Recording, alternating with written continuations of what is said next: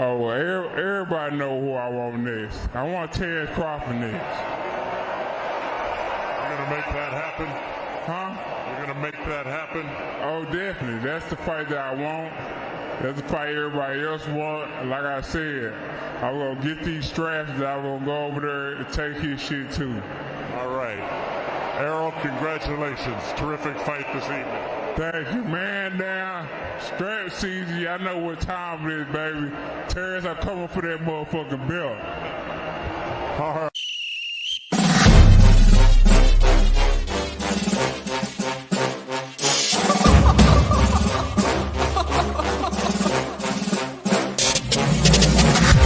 I'm not catching fades anymore. Gotta keep my hands clean when they come for the board. Keep it smooth like a dawn, making moves in the dark. Cause I learned how to swim in the pool full of sharks. Now they coaches, cause they can't read all his motions. How the kid never switched codes, but he code switch focus. Staring down your team with a frozen, ice cold look that could end the summer solstice. Cause I'm more like the top dog. Keep on running game and the gang will accost y'all. I be calling plays from a plane while I'm off court. But we ain't the same, you a lame, I'm a mob star. Actually, I'm a top dog on a stat sheet. Off court, but I call plays for the athlete. Laughing when the cop cars try to catch me. Cause I rolled off in a taxi. Put my feet up, I'm relaxing. Singing Figaro with no accent. While I pour strings from the streets in. Do it all with a straight face, I'm the kingpin. Top dog, top flow, boss mode. I'm the kingpin. Showstopper, top dog, God five, I'm the kingpin. They know I'm a dog and a beast, man. Yeah, I keep the peace with a piece, man. I ain't got no time for a piece, man. Why would I respond to a pawn? I'm the... Hold up. If I let my dogs off the leash, then you might want to get out of Dodge by the evening. Honestly, think it's not the blood and the beef, and they don't leave anything behind after eating. I can see you soft, ever thought about retreating. If you never have, then they'll give you a reason. Better watch your tone, lose your bass when you speaking. Underneath the mask is the wrath of a beast. When you learn how to smile in their face, then go cutthroat. Then they want to call you a con when the blood cold. I remember starving while y'all had a truckload. Now I'm with the mob with the call and the gusto. I'm a top dog on a stat sheet. Off court, but I call plays for the athlete. Laughing when the cop cars try to catch me. Cause I rolled off in a taxi. Put my feet up, I'm relaxing. Singing Figaro with no accent. While I pour strings from the streets in. Do it all with a straight face, I'm the kingpin. Top dog, top flow, boss mode. I'm the kingpin. Showstopper, top dog, God five, I'm the kingpin.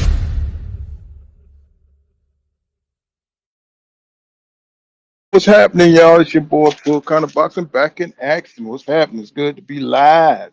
What's happening? What's going on? Retro Game Fights back. What's happening, my brother? Greeks with fire in the building. What's going on, bro? Retro Games says, sup, Pool? How's it been going, man? Just working, man. I've been out for 3 weeks, going on my 4th week.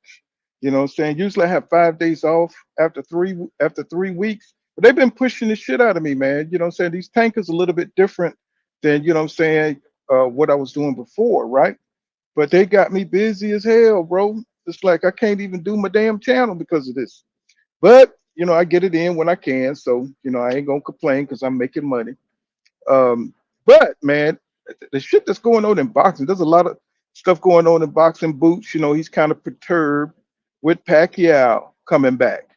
You know what I'm saying? And I just wish, you know, I mean, Pacquiao is a legend, man. He's a legend. I loved him as a fighter. You know what I'm saying? Even though there's some questionable things, you know what I'm saying, with Pacquiao, we know all what that is. But my problem, you know, I mean, I understand this is a new era. This is Boots' time. This is Jaron Boots and his time. And nobody wants to give him that opportunity. Nobody wants Boots to come up off their name. He's hungry as hell. And they're trying to position him at Matchroom to get the fights. You know what I'm saying? To get the Terrence Crawfords and to get the, you know what I'm saying, the Errol Spence Juniors, you know what I'm saying? So this man's name can, you know what I'm saying, resonate with everybody. So he could be a household name. But nobody, you know what I'm saying? I'm not saying that Boots is better than you know, Terrence Crawford or better than Spence. He still got to prove himself. But Whatever happened to giving the guys an opportunity that's up and coming? Nobody wants to pass that torch. I mean, you're gonna make money passing the torch. You know what I'm saying? I'm sure Canelo made a lot of money when he fought Floyd Mayweather. And Floyd Mayweather, I mean, he asked for the fight. Floyd Mayweather gave it to him. He fought who he had to fight Mayweather. And Mayweather asked him, was he ready, right? But for this new generation, they just want to do what they want to do. And they have the right to do that. You know what I'm saying? I'm not saying they don't. But at the same time, boxing is competition. It's about legacy. And, I mean, I'm not like 100% convinced that Boots is ready for Crawford for the experience. But if Boots stay active, he's a problem. He's a goddamn problem for Crawford and Spence. Definitely Spence, because Spence haven't looked like to himself since that Crawford loss. Now, I'm under the impression that one loss for a fighter, no matter how bad you get beat, that you can't come back from it. You know what I'm saying? We got to see what Devin Haney looked like after a beating like that, right? We got to see. Now, it does have a lot of psychological effects, you know what I'm saying, when somebody, beats you for the first time. And that's a problem, you know what I'm saying? Because, we've seen it before. When fighters get that oath taken, they just don't have the same passion for the sport, right? I mean, we think of Errol, we don't know what to think of Errol Spence Jr. right now because, he done lost so much. He done lost his team, his coaching staff. He's shopping for a new coach. Why he's got to fight this young, hungry ass dude, Fundora, right? And we know Fundora is a dog, man. He's a beast. But the old Errol Spence Jr. could beat him, but we don't know what kind of condition, mentally or physically, Errol Spence Jr. is in. Now that's still my boy. That's still my favorite fight. You know what I'm saying? I'm gonna tell y'all right now, that's still my favorite fight.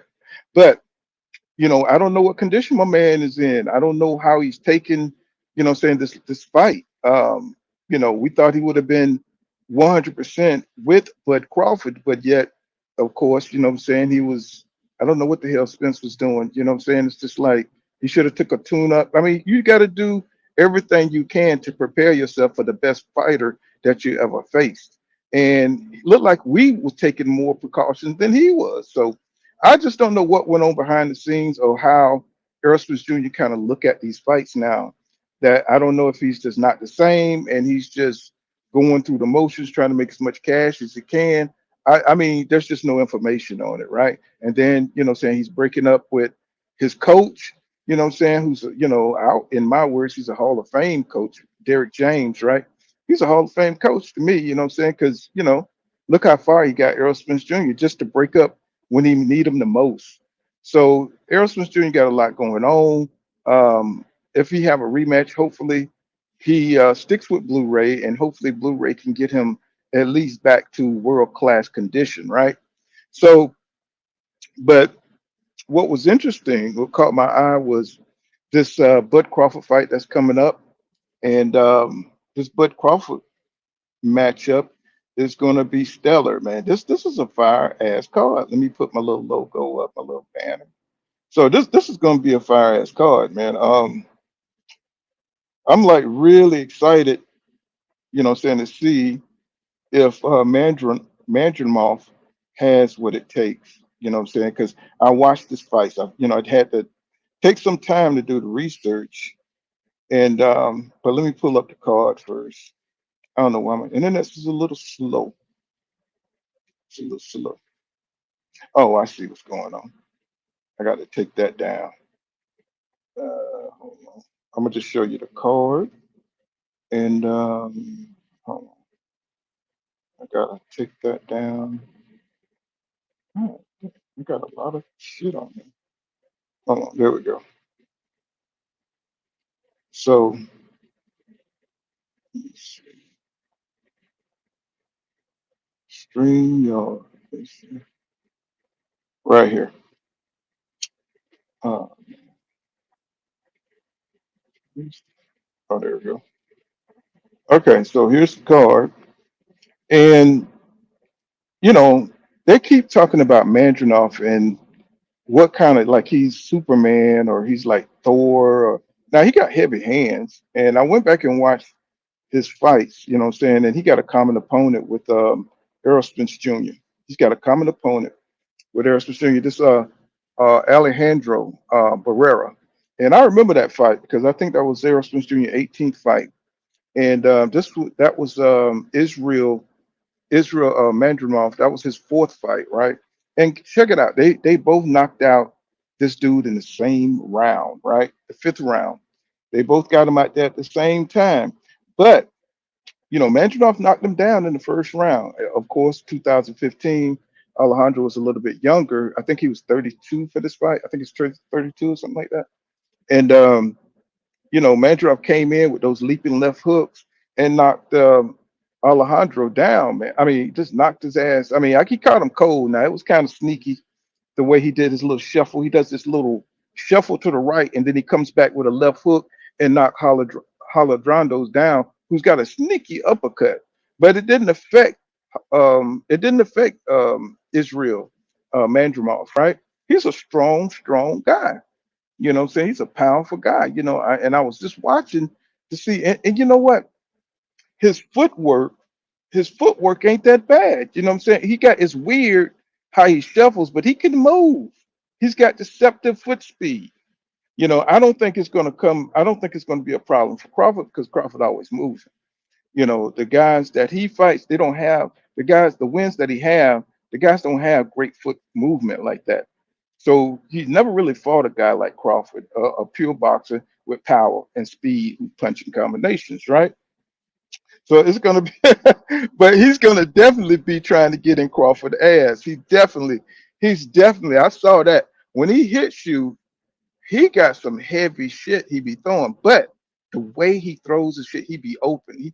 He keeps his hands down, like you can't take advantage of that shit. And Crawford got the speed to take advantage of him, squaring up, saying from that distance. And he's gonna get caught coming in because Crawford is one of the most accurate punchers that I've ever seen, right?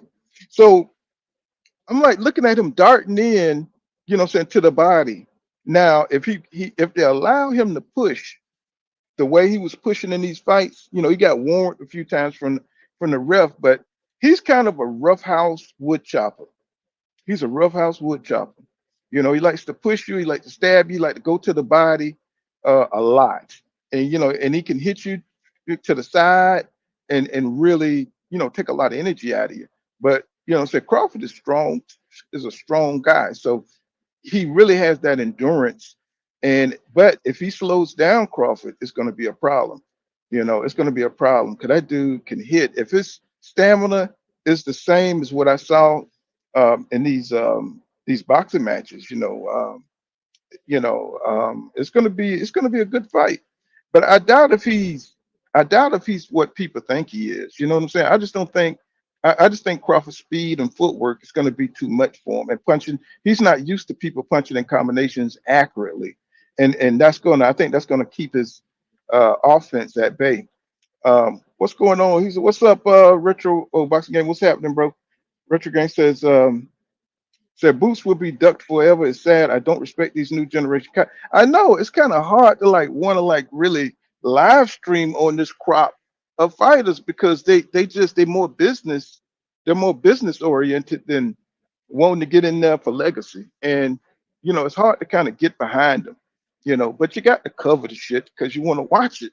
You want to see some good matchups, right?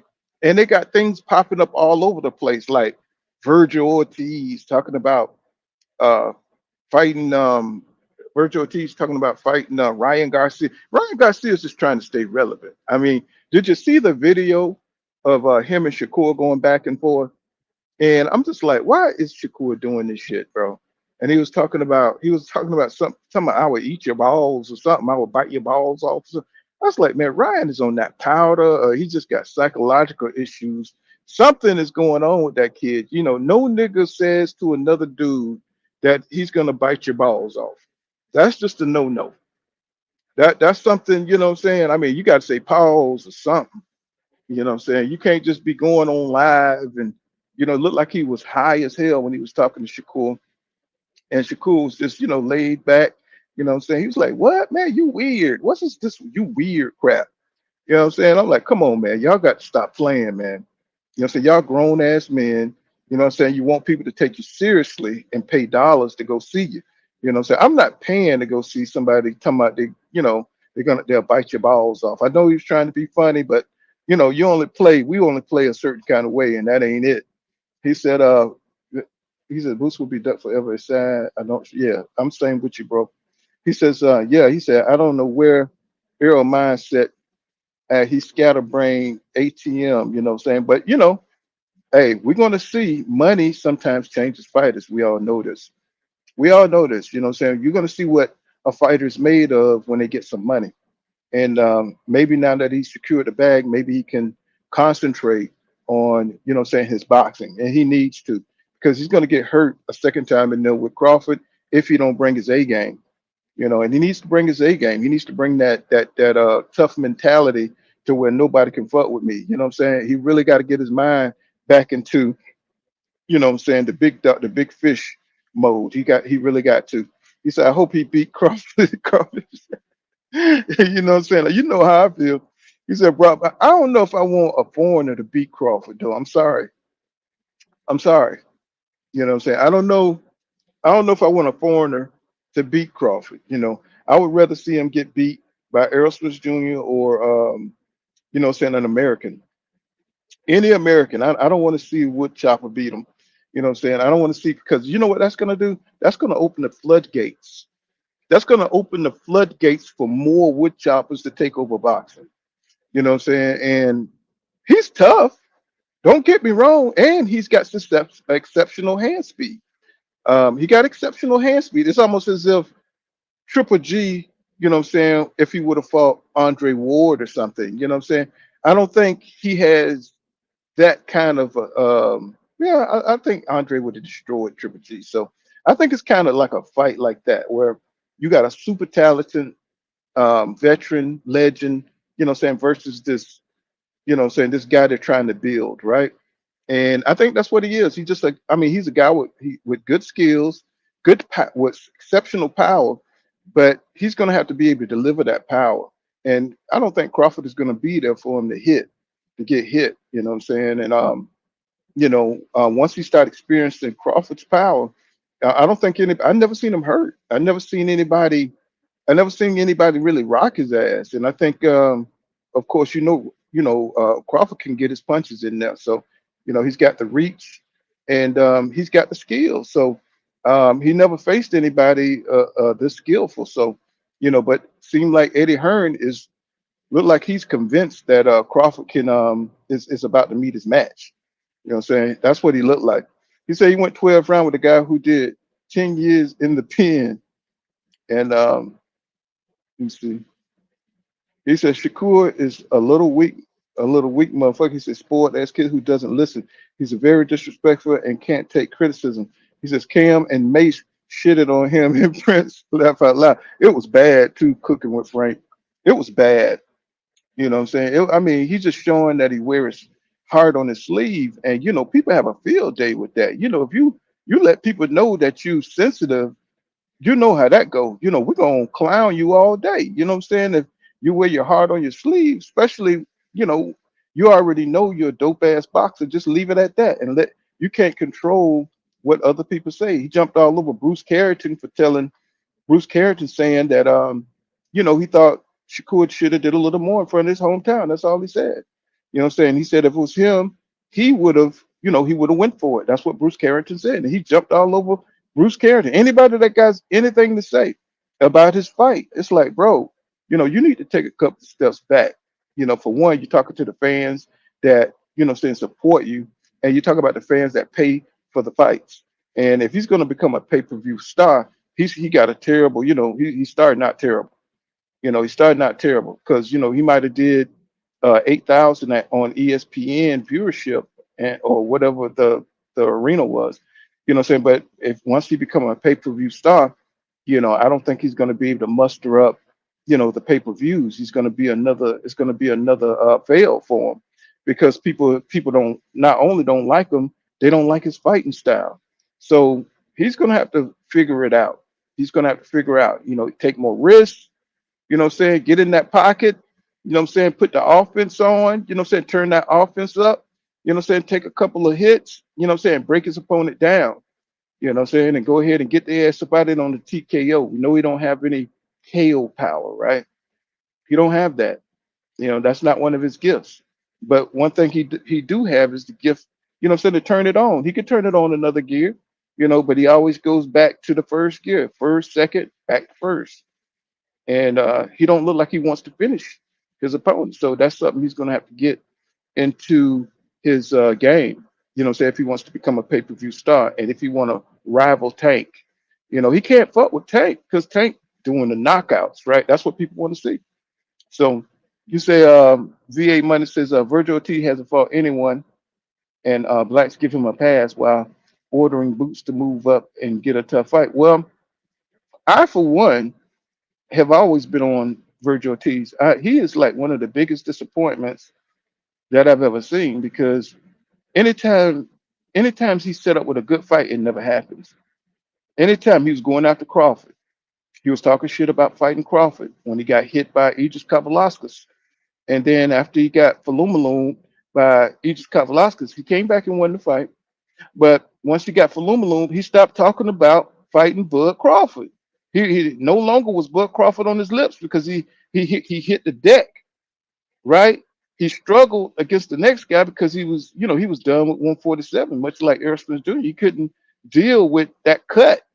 You saw him, you know, what I'm saying how he looked. He looked like he couldn't hardly muster up a rally. I mean, I forgot what that next dude he fought, but it was some no-name guy, and he struggled to get him out of there because he's too big for a small weight class, right?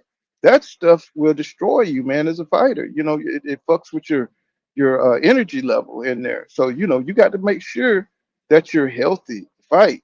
Then when you set him up at 154 with Tim Zoo, right? And that would have been, man, that would have been fight of the goddamn year. And so I looked at that shit and said it ain't gonna happen because that's too good of a goddamn fight, right? Just like when they say he was gonna fight Keith Thurman. What's his name? Tim Zoo was gonna fight Keith Thurman. I said that shit ain't finna happen because we know Keith Thurman pussy punk ass. You know what I'm saying? We already know that he's not gonna do it, right? So I was like, I have to believe it when I see it. When it comes to Virgil Ortiz, look like they're like really trying to be cautious on the way they move him. They don't want him to take no losses. And I listened in on an interview where he was talking about Ryan beat him when they were like 11 years old.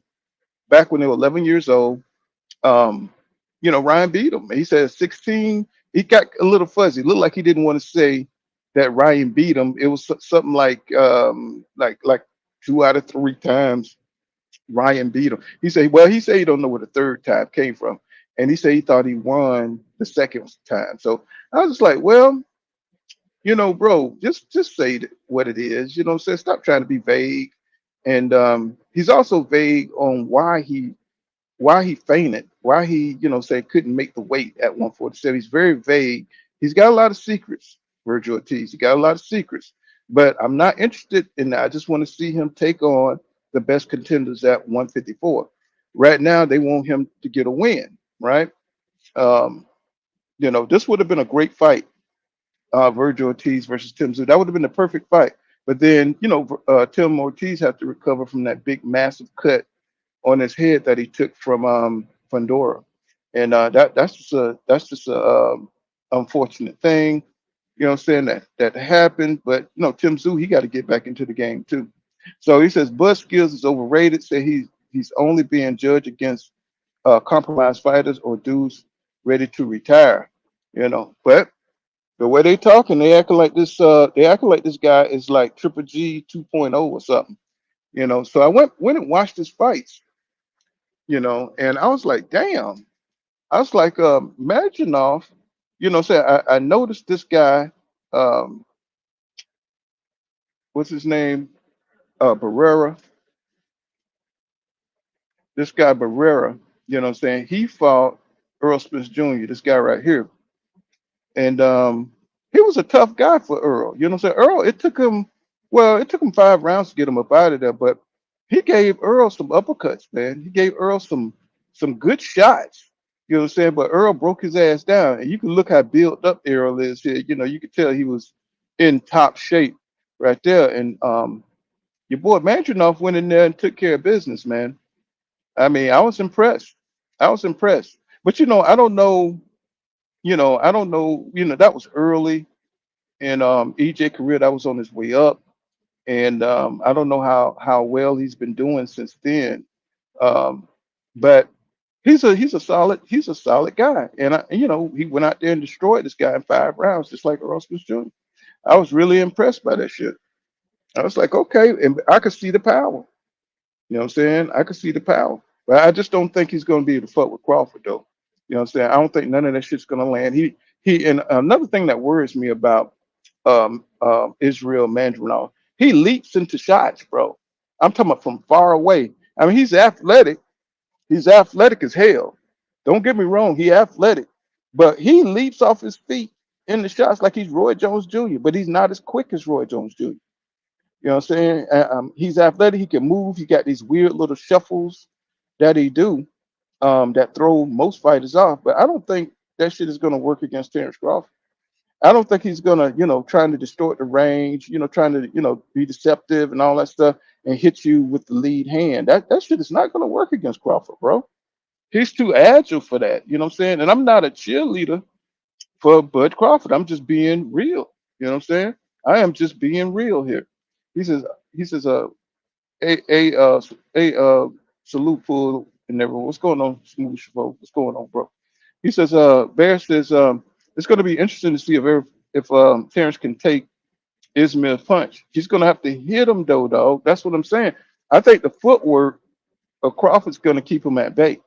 But Crawford's footwork is excellent, man. And what I'm saying, he got underrated defense. Um, I think I think your boy is in for it. He only got 10 fights.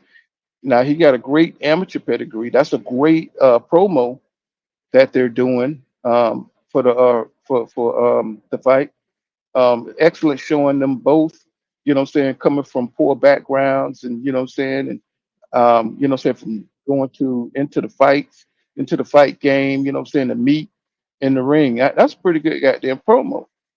But I doubt. I mean, you can't convince me that this guy is on the level of Bud Crawford.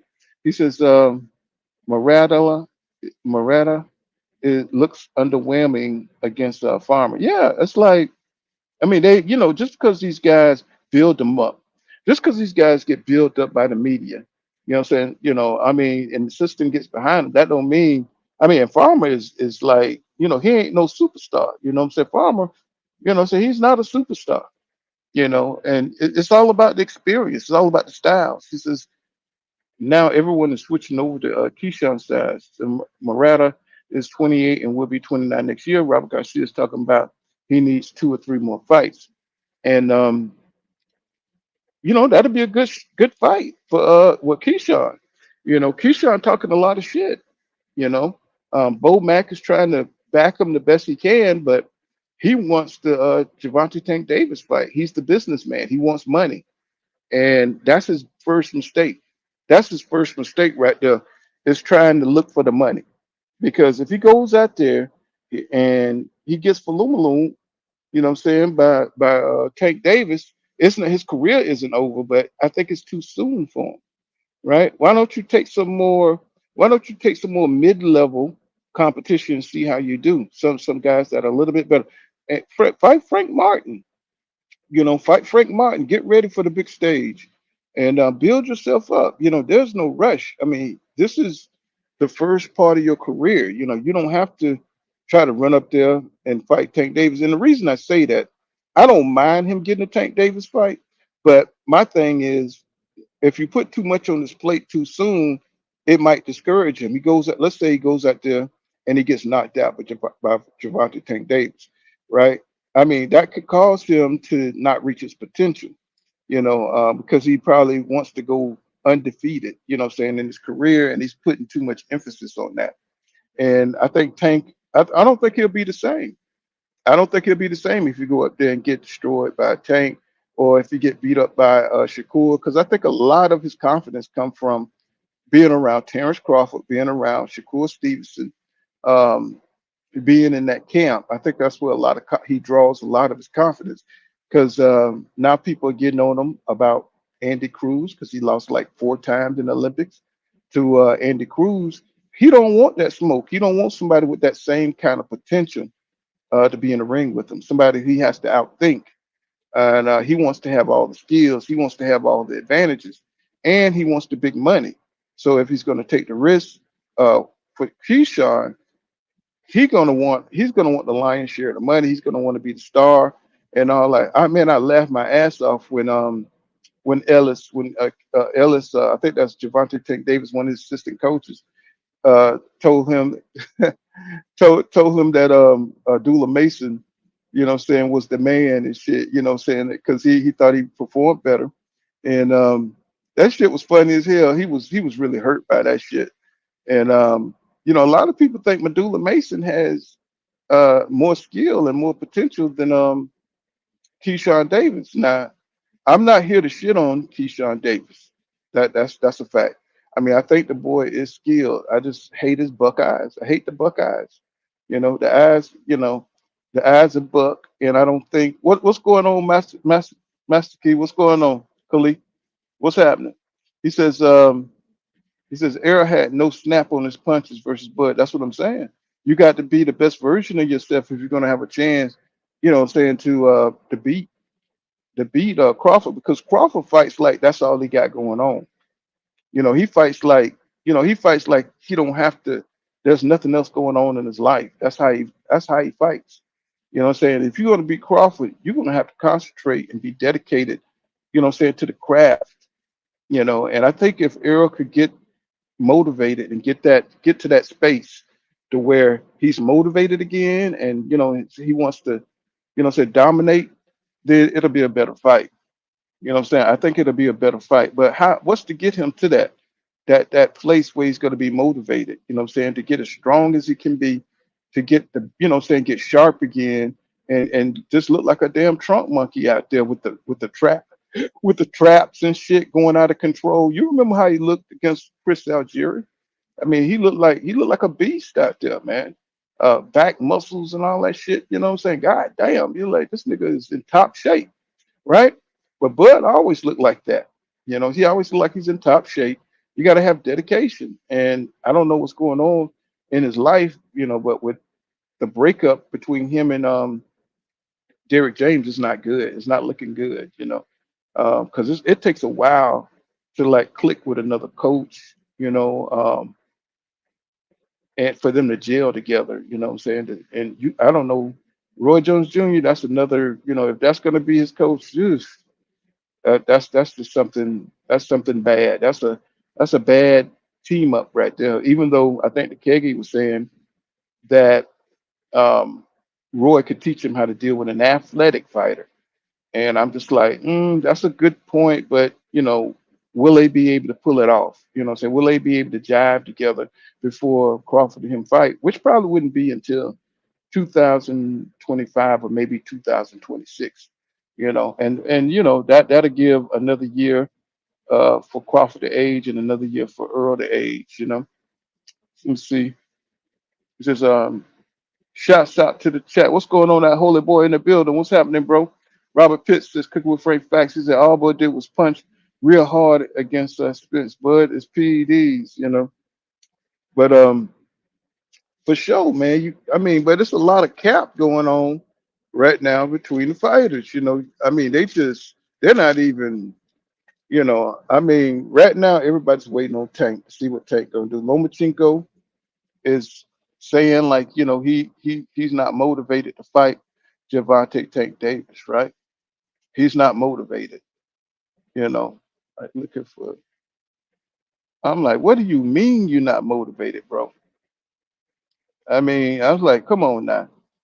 Everybody got on Tank for ducking Lomachenko. Now Lomachenko, say he don't want that smoke now that Tank has found his stride, now that he's, saying he's in his prime, and he's ready to knock his ass out. Now he's talking about he's not motivated. He want to spend more time with his family. I told you guys, like, once I saw that he was going to fight George Kambosos Jr., I said they're gonna make it seem like he's the greatest thing, that he's Captain America and all this shit. And they did just that. They tried to make it look like he's at the top of it. They put his name, his rankings went up.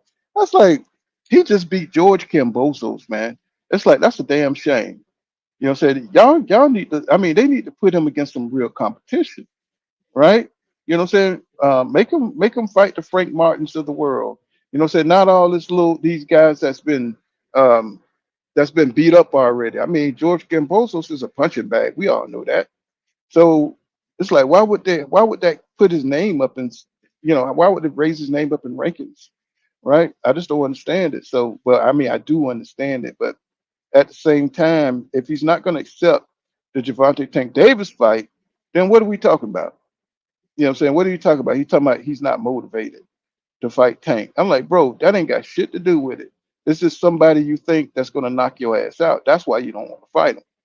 And now, if he goes back over to, Berzinstan, whatever the hell he's from, you know, I'm afraid that they're gonna allow him to pump up on that shit, to pump up on that juice like they always do, like they let Tyson Fury go back to England and get on that juice.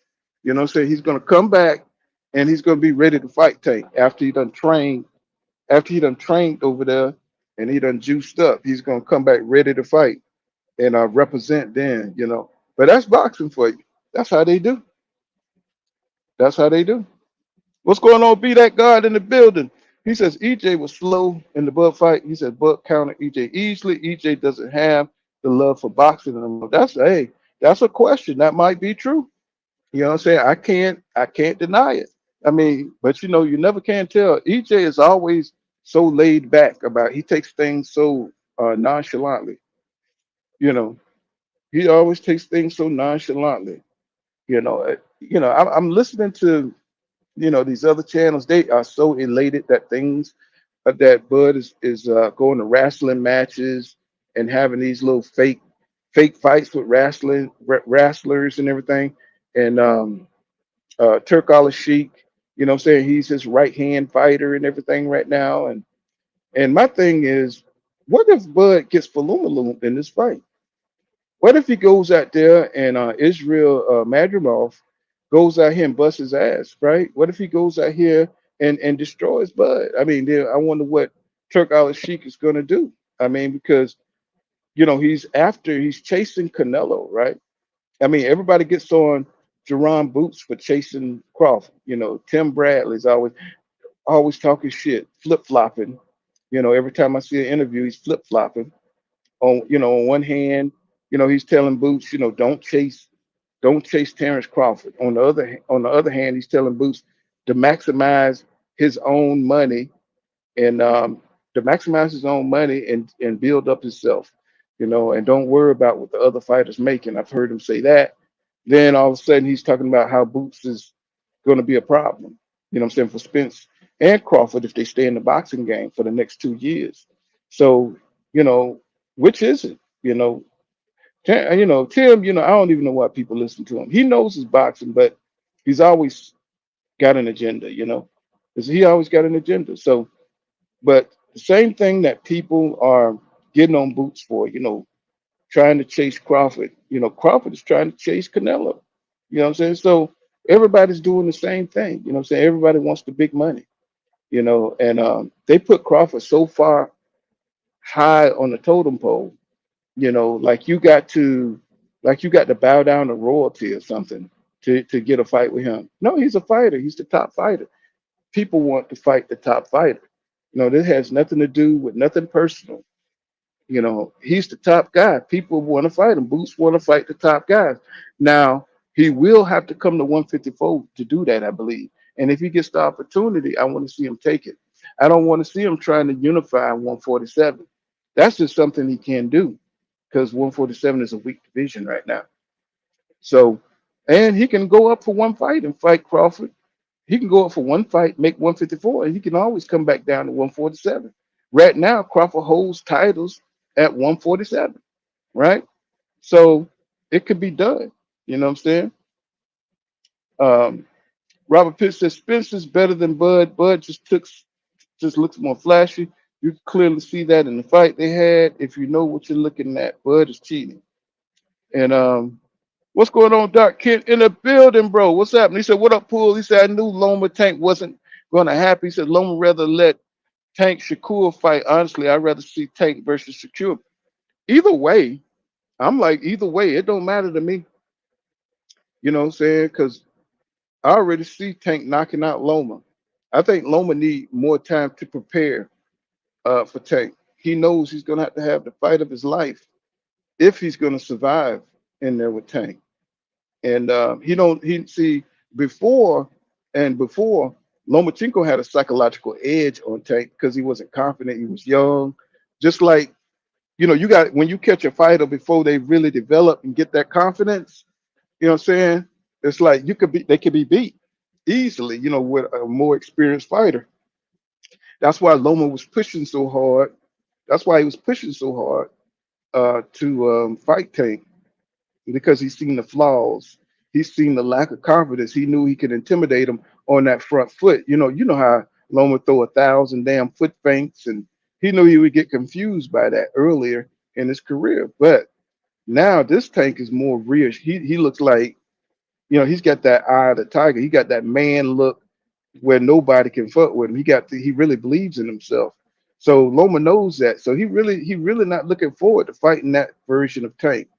He wants that teenager, say confident type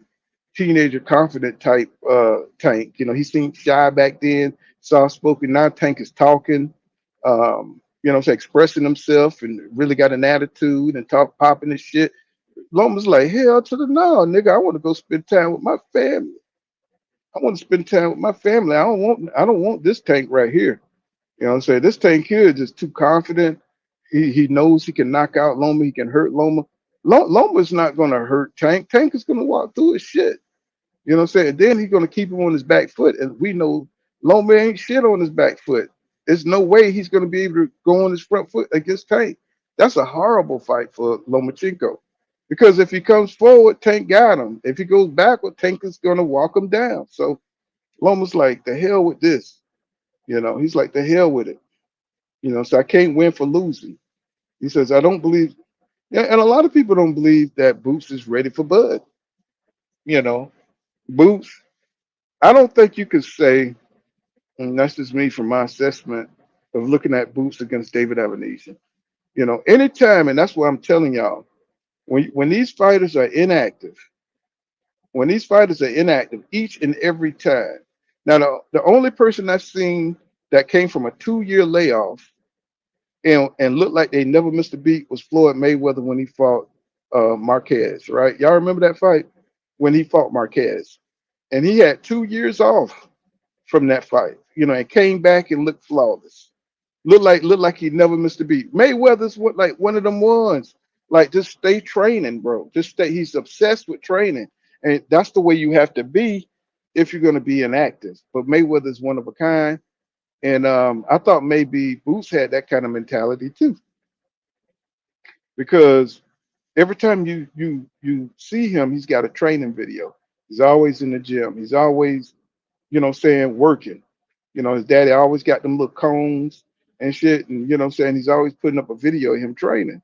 And him having a year off, you could see the rust.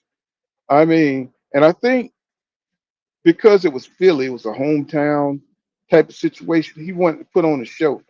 And just like when he fought Karen, he wanted to put on a show and he looked terrible, trying to get him out of there.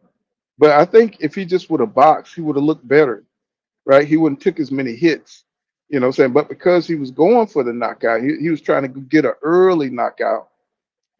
That's why he took those hits. So, but Crawford take hits too. Crawford takes hits. Once he weakens you, he'll take some hits. And so it's hard to tell. You can't really tell from the David Avenesian fight. And I say because he had a year off, the rest was bad. The rest was bad, and David got in a lot of good shots on Jaron Ennis, but you can see he got a chin. He definitely got a solid chin. Because one thing about David Avenesian, y'all, he can hit. He's got power. And he was doing some dirty shit in there. He was pushing them on against the ropes and trying to hit him with them weird shots. He says definitely lies. He says Bud's definitely the superior fighter. I'm a huge Spence fan, and to me, it looks like he came in not prepared for Bud's power. I just think, I think EJ wasn't in shape, bro. It's like he got tired. He got tired quickly. One thing about EJ, he never gets tired, bro. One of his superpowers is that he has stamina. Even during his fat camps, his punch output, it's like none of that shit was there. It was almost like he was a different fighter. That's why this rematch is so important, and to see if EJ can bring his A game, because that definitely that wasn't even a B game in that fight. I mean, he was slow as shit. You know what I'm saying? He was stepping hard on his punches. You could see he was predictable. You know what I'm saying? And everything he did, he didn't have, like you said, he had a snap on his shit. But this rematch, hopefully, what I'm saying, the question is the coach thing going to be a problem? I mean, if he gets a different coach, is that going to mess him up? That's what I'm worried about. Is the coaching, who he's going to get as a coach is going to be a big, is going to be an impact on if he can be competitive or if he can win in this rematch. That's going to be big time. You know what I'm saying? That's going to be a big thing. That's going to be big time. Says Robert Fitz says, yeah, Loma wanted the teenager type tank. You laugh out loud. He said, because his whole career was built on him beating 20, being 25, beating 17-year-olds in the amateurs. Right? Yeah, like a grown ass man and shit, got his man strength and everything, hurting the hell out these little kids and stuff. Robert Fitz says, it's not so much that Bud does not want to fight Ennis. Well, I mean, I'll tell you the truth. Just be keeping it old school. You know, he don't have to fight Boots. Yeah, do I want to see the fight? Yes, but because of him beating Errol Spence Jr., he don't have to fight Boots. You know what I'm saying? Unless Boots come to 154, then I would say he have to fight Boots. But and if he's going to keep belts at 147, so that kind of keeps him locked in with Boots. But given his so he's already been through 147. He don't have to fight Boots. Boots has to come to 154. But they already said both ends said they're not worried about Terrence Crawford, and that was sad. They said they're not worried about Bud Crawford. You know, Uh, they're not worried about Bud Crawford because I think for one they don't think they're going to get the fight. Eddie Hearn seems like he's optimistic. Because if Turk Al Sheikh can offer him enough money, if he can offer him enough money, maybe Bud will look at that fight differently. And especially if things go wrong with this Israil Madrimov fight. But Bud look like he's training pretty hard for this fight. Well, of course he always trains hard, but let's see. He he always look casual when he's boxing. He said, I sent the rest. Says he said Boots better face off Virgil Ortiz to gauge his readiness for Bud. I don't think Virgil Ortiz. Still need to be proven, man. Virgil got a lot to do, man, in boxing. He still has to prove himself that he is a world class type of fighter. You know what I'm saying? Because he's been on the sidelines for so long. I mean, he's been fighting this subpar competition and looked like he's just, you know, he's taking it easy. He's taking an easy route. And it's time for him to step up and fight a Tim Tszyu, a Fundora, a Brian, even a Brian Mendoza. You know what I'm saying? Fight somebody, man, with a name. It's like, I like his skill. Don't get me wrong. I love his skill. Oh, another thing about that Boots and David Avenesian fight, they said that the live gate did 1,188,430 bucks. That was the live gate. And he says the total attendance was 14,365 folks. They comp 246 tickets. Not bad. Not bad. You know what I'm saying? Um, for Boots. So he's starting to really build his name. I like that. I like that. I just want to see him stop showboating. Um, I like the risk. I like some of the risks that he take. I thought he took too many punches. Thought he took too many punches um, in that fight. I thought David Avenesian came in ready. He came in ready. He didn't have nothing to lose. And when you fight fighters like that, they can upset you. You know what I'm saying? Because he came in that fight. I mean, just going all out, even though he still got stopped. But the man does possess power. You know, he says it's not so much that Bill want to fight Boots, it's the fact that Boots could make him look bad even if he wins. He says Bud wants to look like a straight perfection based on upstanding Floyd. You know, let me see. Said Bud does have power, but he leads with his strong hand, and EJ wasn't fully prepared to or underestimated him in that regard. Plus, I do think Bud was just me too. I think he was too. I think they prepared for a long time. I think that's why it was so many delays in the fight. Just like Canelo, when he prepares for a big fight, you know what I'm saying? I don't, you know what I'm saying, that he underestimated what's his name, Bivol, Dimitri Bivol. He underestimated him. You know what I'm saying? And he thought he was going to be an easy touch, and then he got Falumalo. He said, I sent the rest. He says, I foresee Bud vacating and leaving them belts at 147 if he's victorious at 154. Yeah, you know what I'm saying? What they say, you know what I'm saying? A bird in the hand is better than two in the bush. So I think that's what he's doing. That's what he's doing. He said, I foresee Bud vacationing and leaving them belts. I got that. What's going on, Jay Wash in the building? What's happening? What's happening, bro? Um, what you say? Joke? What? Joking or whatever. He says Virgil Ortiz next fight is versus someone. I predict he's losing. He's losing versus Sir Hill, who's the champion at 154. Well, let's look. Let's see. Oh, you said okay. I got you. You say he's the champion. I don't know, man. Virgil. Like I said, he's gonna have to prove himself. These are good fights. This will be a good fight for Virgil Ortiz. We're tired of seeing him fight somebody we never heard of. And if he could just fight a couple of names, I think you'll have more confidence. And then he talked about fighting Errol Spence Jr.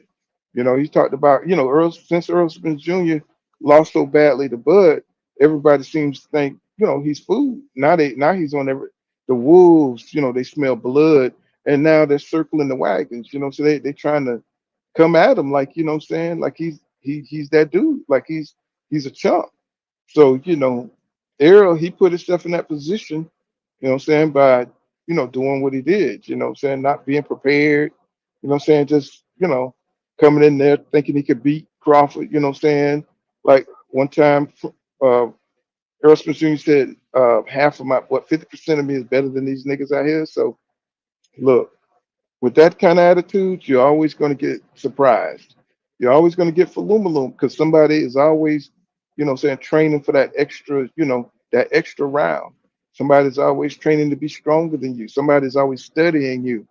And Crawford did a excellent job of doing everything he had to do to go in there and get the W. So hopefully for Spence, if he got any willpower left, any motivation to fight left, he needs. I heard he went with Blu-ray this time, so hopefully Blu-ray can put some what I'm saying, more of that fighting, that strength in him to muster up the willpower to beat Crawford.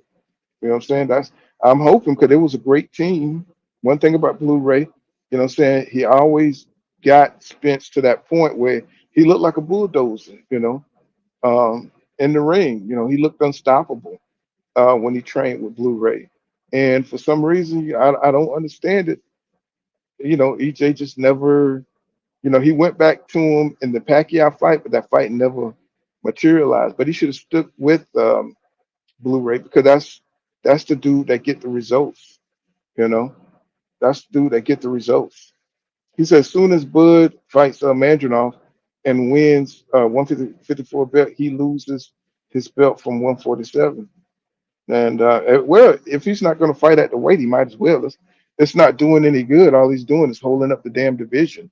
You know, he's a undisputed, but it's time to let it go. Just like when Devin Haney won undisputed, and he wasn't sure if he was going to go to 140 until the Regis fight opened up for him, and you know he had to let them other titles go.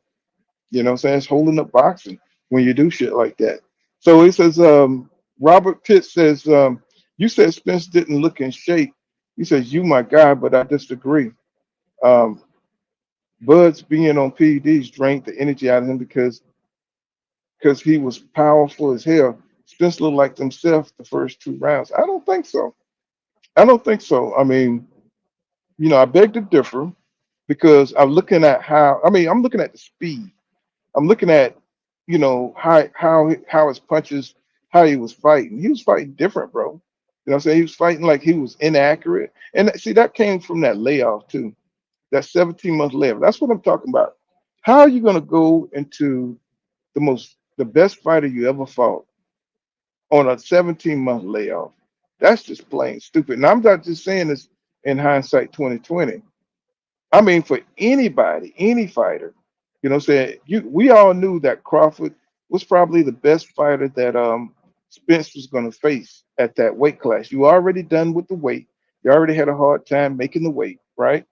But at the same time, it's like, bro, this dude here, he's been planning for years to beat you. So why would you go in there like that on a 17? He could have fought Keith Thurman. He could have anybody would have fought Spence. He could have fought a warm up or tune up. But you bragging that you don't take tune ups and you go in there and you're not accurate. You know what I'm saying? You look like your punches are all over the place. You're slow. You're not sharp. It's like, you know what I'm saying? It's a lot of shit, bro. It's a lot of shit. He didn't look like, and you know, 17 months off, you're not gonna look like yourself. Look at Jaron Ennis with 1 year off. What he looked like. You see what I'm saying? So, you know, I mean, his body might have been muscular or whatever, but you know what I'm saying? You know, it takes stacks and stacks of training to keep yourself in tune with your skills. You lose a lot of your skills and your timing and shit when you've been inactive, right? And Spence hurts himself in training a lot. You know what I'm saying? Training too hard, going too hard in training. So I mean, I heard he had cracked ribs and all kind of shit. So that's just what I heard. He said he's using those belts to get the 54 championship. Well, he got it, so it must have worked because Virgil Ortiz was saying something about that he was supposed to fight Israil Madrimov because he was the number one contender, you know what I'm saying, for the WBA or whatever. He's saying, Bud, just, you know, like you said, use those belts to use his influence and stuff to get the fight. So he snatched it out of Virgil Ortiz's hands. So he says, I wish EJ need a tune. He said, I wish EJ needs a tune-up fight so he could lose the Fedora with having a new trainer and a long layoff he's on. Yeah, I know. I mean, it's almost like the same situation, right? You know what I'm saying? He just never has his team together, right?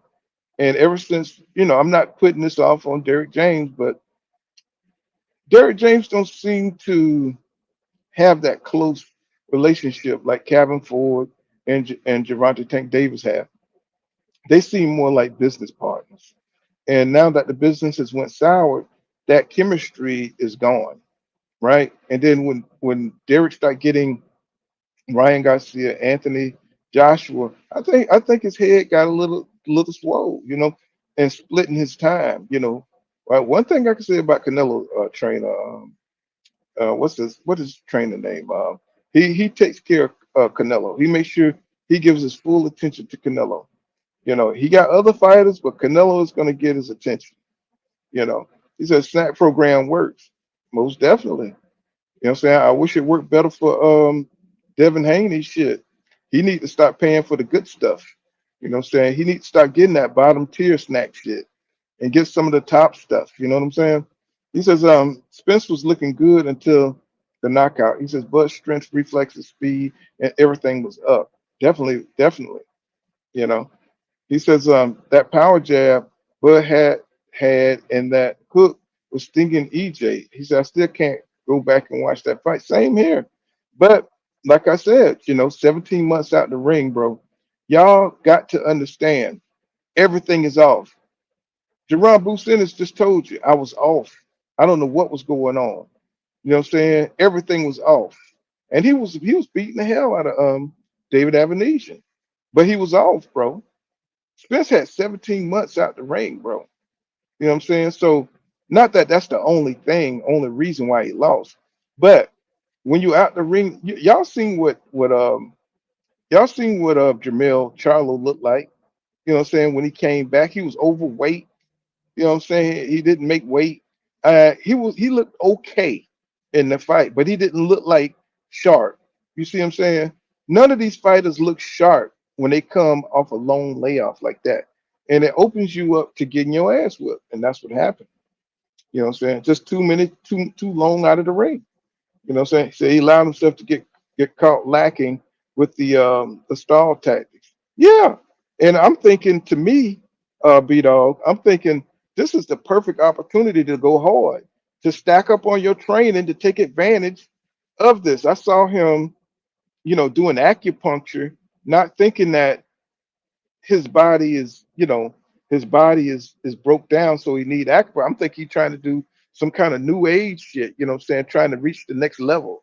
You know what I'm saying? I'm thinking he's trying to go, I think he's trying to go Super Saiyan, you know, 5 or some shit. You know what I'm saying? No, he's in there doing therapy and shit. So we really don't know how bad how bad EJ, how bad his body is wrecked. You know what I'm saying? Because anytime like you take the hard fights, that's the problem with taking, fighting the best. Is because once you take them back to back, those are wars. Sean Porter, he went to war with Sean Porter. He went to war with Kell Brook. He went to war with Udanis Ugas. He didn't sidestep to no easy fights. You know what I'm saying? So when you go through those kind of wars, Danny Garcia, those guys hit hard, and when you take it to the body, you know what I'm saying? It's taking fights out of you.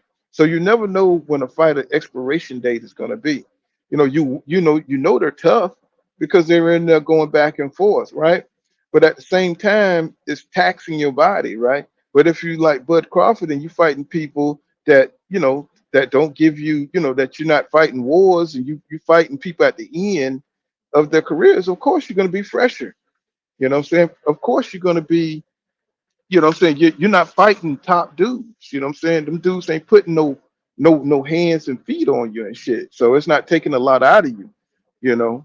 And then you take plenty of time to recover. So Spence should have been looking at that, how this guy moves, and that's Errol Spence Jr. team fault for not watching Crawford and watching, saying what he was doing.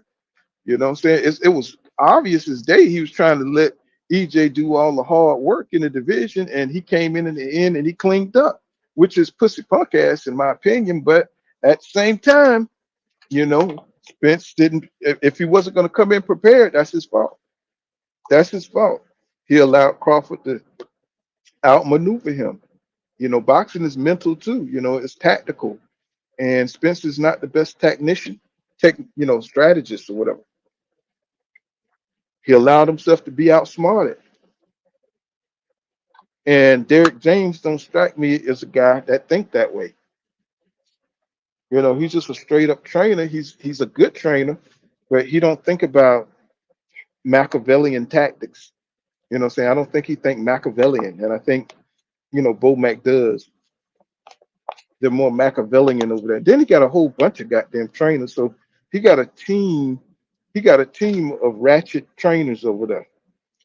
He got a team of ratchet ass trainers and stuff, but they're good though. It's good to have ratchet trainers because they know all the tricks to the trade. I forgot what boxer that was that put Vaseline. No, that was an MMA fighter that put Vaseline on his back and put Vaseline saying, on his face, and he couldn't be grabbed. I think that was George St. Pierce. I think that was George St. Pierce who fought. What was the other guy name? They fought twice, and he Pierce won both times. But the first time they called it Greasegate. They called the shit Greasegate, and I think it was George St. Pierce. He they do little sneaky shit, and if you don't have that kind of experience, and you're not the type of coach that think about these kind of sneaky things, your fighter's gonna lose. You know what I'm saying? Because you don't have that kind of experience. And I think Derek is just too straight up of a coach. You know what I'm saying? He don't think about these things. He's not like Nassim, what's his name? Nassim Richardson, who caught the Paris of plaster in the Margarito fight. He knew what that was. He knew what that shit was on his raps, right? And if he didn't have the experience, that shit, he would have went out there and he would have Falumaloon Sugar Shane Mosley. He would have destroyed Sugar Shane Mosley, who was on PEDs probably in that fight too. You know what I'm saying? He was probably on PEDs in that fight too. So these niggas be cheating. They be cheating, man. So it's unfortunate, you know what I'm saying? But you got to be on your P's and Q's, and I don't think Errol Spence Jr. had a team equipped to, what I'm saying, to identify these kind of things, right? And but it'll come out. It always do. They always fight too long, and things will come out. You know what I'm saying? We'll see in the rematch. I'm stoked for the rematch because the possibilities. You know what I'm saying? I don't want to see him fight Canelo Alvarez. I think Bud could beat Canelo Alvarez. Tell you the truth, Canelo Alvarez has never been a fighter I thought was that good. I just thought that he paid people off to take the lean up against the ropes so he can get his points in and win, right? Um, you know, so saying for him, I don't think Canelo will give him an opportunity, but I want to see him fight at 154. I want to see Danny Garcia, who's now talking about getting his revenge on Errol Spence Jr. He's saying he's looking for that fight. I'm saying all of a sudden Danny Garcia is talking about fighting somebody. It's like, what the hell is he doing? It's like, where are all these guys? Where is Eric Lubin? I think he got a fight coming up. But he should be talking his shit. Where the hell is Jamel Charlo? That's why this boxing era sucks so bad. Because these guys don't seem to be interested in doing the one thing, and they're fighting once a year. Now, I don't want to get on the negative side of this, but boxing should be on fire right now with all the talent we got. If it wasn't for them worried about a damn loss, this could be the best era of boxing if they just fought 2-3 times a year. Imagine how many fights we would be looking at. You know, um, I'm gonna tell you, I looked up this dude that's on this Bud card, y'all. And what's his name? Let's see, the guy that's fighting David Avenesian. Let's see what my damn pronouncer name. Let's see, because these motherfucking names be out of control. Let me see. Okay. Let me see. I got to remember how to say his name. Okay. See, I got to remember how to say his name. Rated Evo Cavache. That dude that's fighting David Avenesian. Rated Evo. He is. Let me tell you something. That dude knocked out Sullivan Barrera. Let me see. I think I got a picture of him.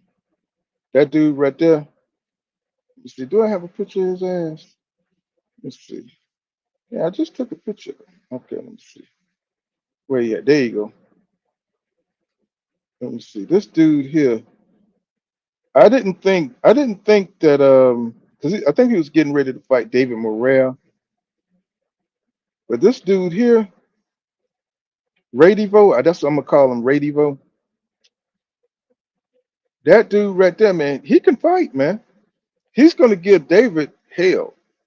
This guy, he to me, he beat Marcus Brown ass. Go back and watch that fight. And I just watched it today. He beat Marcus Brown ass, y'all. He beat Marcus ass. He knocked Marcus down. Marcus was holding and shit. He was doing a lot of holding. You know, he was on Marcus ass, man. And it's like I thought he beat Marcus Brown. And so I went and watched the Barrera fight, Sullivan Barrera. Sullivan Barrera is the guy who fought Andre Ward, and Andre Ward knocked him down and beat him. And he's a Cuban fighter. I'm pretty sure y'all familiar with um with Barrera, Sullivan Barrera. But this guy, he knocked Barrera ass out, bro. Knocked him through the ropes. Knocked him through the ropes. And Sullivan is a solid fighter. I mean, he's not like, he may be a B plus fighter, B plus, almost elite, but he's got that Cuban school. He didn't look like that against this guy.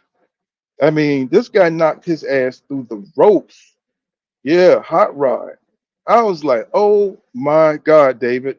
I said, shit, this is at lightweight, light heavyweight, and this gonna be a damn good fight.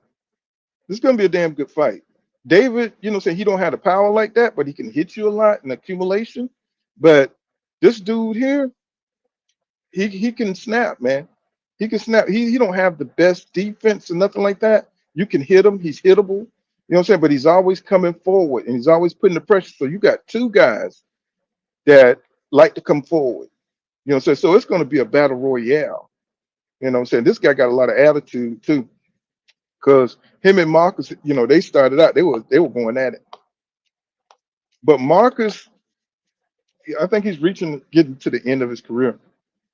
He can't get into these brawls, and he's doing a lot of hugging, and what I'm saying? I think he looked better against Beterbiev. And this guy, he lost against Beterbiev too. He fought Beterbiev, and he got Falumalo, against Beterbiev. But Hot Rod is a tough fight for David Benavidez.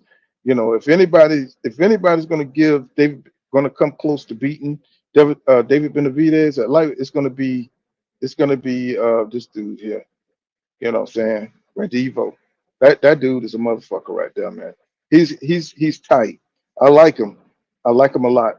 He said Spence looked like an alcoholic when he entered that ring. He said, I told you my son looked at his eyes. He said he don't look right. Something's wrong. Then Deontay said the same thing right after the fight. I'm telling you, something was definitely wrong. I don't know if it was the moment. I don't think it was the moment because he's had big fights. So something was just off that night, and I just don't know exactly the layoff. Maybe he just knew coming off a layoff he wasn't going to be able to beat. I don't know. You know what I'm saying? Robert Pitt he said, I totally agree with the layoff thing. But he said, but we cannot look past Buzz wanting to join the snack program and enhance his performance with the biggest drug cheat in history. And see, it's a lot of shady shit in boxing.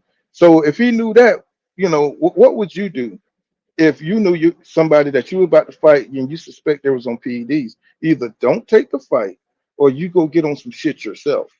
You know what I'm saying? Fight fire with fire. You know what I'm saying? Go into the hyperbolic time chamber, my nigga. Do what you got to do. You know what I'm saying? And go train and rise to the occasion. What the fuck ever happened to legacy boxing, bro? Ali had Frazier. That's your Frazier. You know what I'm saying? So Frazier said he'd rather die in the ring than let Ali beat him. So you knew Crawford was your Frazier. So what are you doing? What are you talking about? You know what I'm saying? Get in there and train your ass off. Like this is your last fight. So I don't know whatever happened to that. These guys just don't have that. That should have been a classic. That should have been a classic fight. That should have been, what I'm saying? Errol Spence Jr. just didn't live up to his end. He says Spence looked like I've read that. Dark Kent says, I'm sorry, chat. I just don't buy Bud was something on something against Spence. He said I was rooting for Spence. I believe he just got outclassed by Bud. You know what I'm saying? And that's okay. You know what I'm saying? That is okay. A lot of people believe that, especially the Bud buddies, And I know you was for Spence, Dark Ken. I'm not saying anything towards you, but we're boxing fans. I'm trying to tell people that You can be a fan of somebody, but it is what it is sometimes, right? But sometimes it is what it ain't, because we don't know what the hell these fighters done. You know what I'm saying? So I mean, we know that that's a possibility too. But we want to see what Bud looked like in this fight. You know what I'm saying? Because look, this is what I'm saying. Tyson Fury don't ever show power. He never shows he never shows his sharp as he is until he fight Deontay Wilder, right? I mean, you never see him fight as well as he do until he fight Deontay Wilder. Everybody else, he looks like crap. He looks like crap until he fight Deontay Wilder. That's when he start looking sharp. That's when his punches, you know what I'm saying, he's more accurate. You know what I'm saying? He's bouncing the more. It's like he's more powerful. He's more dangerous. You know what I'm saying? It's like Fury never have no power until he fight Deontay Wilder. You know what I'm saying? It's like everybody just skips over that part. You know what I'm saying? And but against Oliver Wilder, he's about to die. You know what I'm saying? Against Tom Schwartz, he's about to die. But until he fight Deontay Wilder, oh my God. You know what I'm saying? All of a sudden he's got this bounce to his step. He's got power. He's quicker. It's like, come on now. We got to use some common sense when we watch these fights. Got to use some common sense. You know, these guys, we're talking about Better Beef, who's 40 years old. We talk about Crawford, who's damn near 40, moving like they're 20 years old. Oh, that's because he eat cabbage and shit forever. That's because he's been eating cabbage since he was 8. You know what I'm saying? Come on now. Y'all know better than that. He said Spence not having a solid team of advisors to properly prepare him is on Spence. That was the biggest fight of his career. I just said all that. You know what I'm saying? I just said all that. He says, Jeff says, go look at the ring interest when Spence entered the ring and look at his eyes and then you tell me. Let me see. Like, hopefully I don't get a damn. Uh, let me see. Let's see. Can we bring that up? Let's see. Can we bring that up? Spence. But we all know what it looked like. Interest. Let's see. Let's see.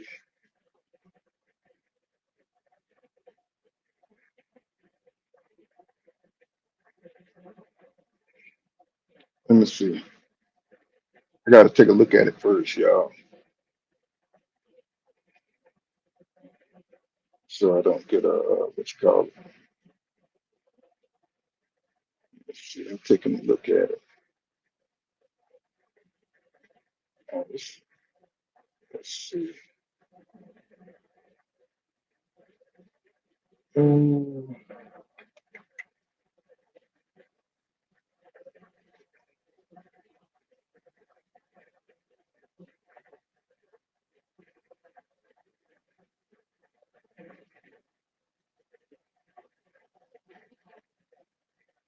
I can't find the ring interest. They keep going to the fight. Let me see. Let me see. Y'all.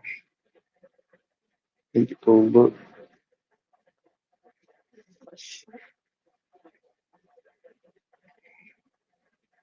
Let's see. Brent. Okay. Let's see here. Let me put here.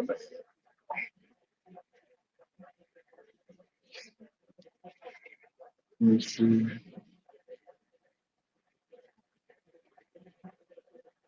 Let me see. I think I got one here.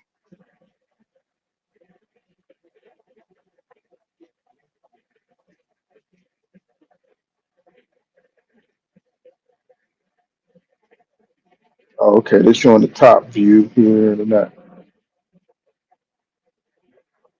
really showing it up close. I don't know. Let me see. That was like a fan from the crowd. Let's see. Just want to see what his eyes look like. So, okay. Spence Ringwald. It's another crowd perspective. Okay. A lot of people posted the ring walk, but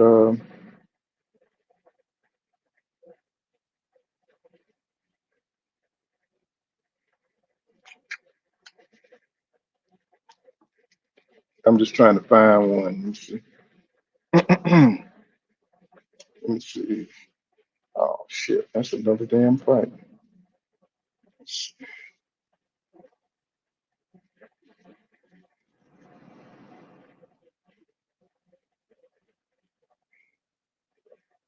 No, I can't find a good one.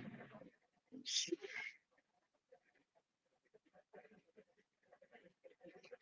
see. There's receiving interest. Let's see. Join Crawford fight. Okay. Let's see what that one.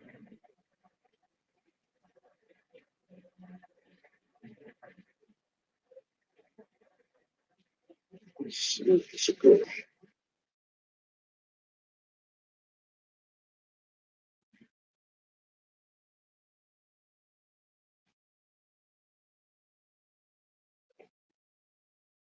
Nah, they don't have a good one. They don't have a good one up where I can find anyway. You know what I'm saying? But he definitely looked like something was wrong with him. He definitely looked like something was wrong with him, man. I don't know if it was his confidence. You know what I'm saying? He knew he was going to lose. I don't know what was going on with him. What's going on, JB, up in the building? What's happening, bro? He said so.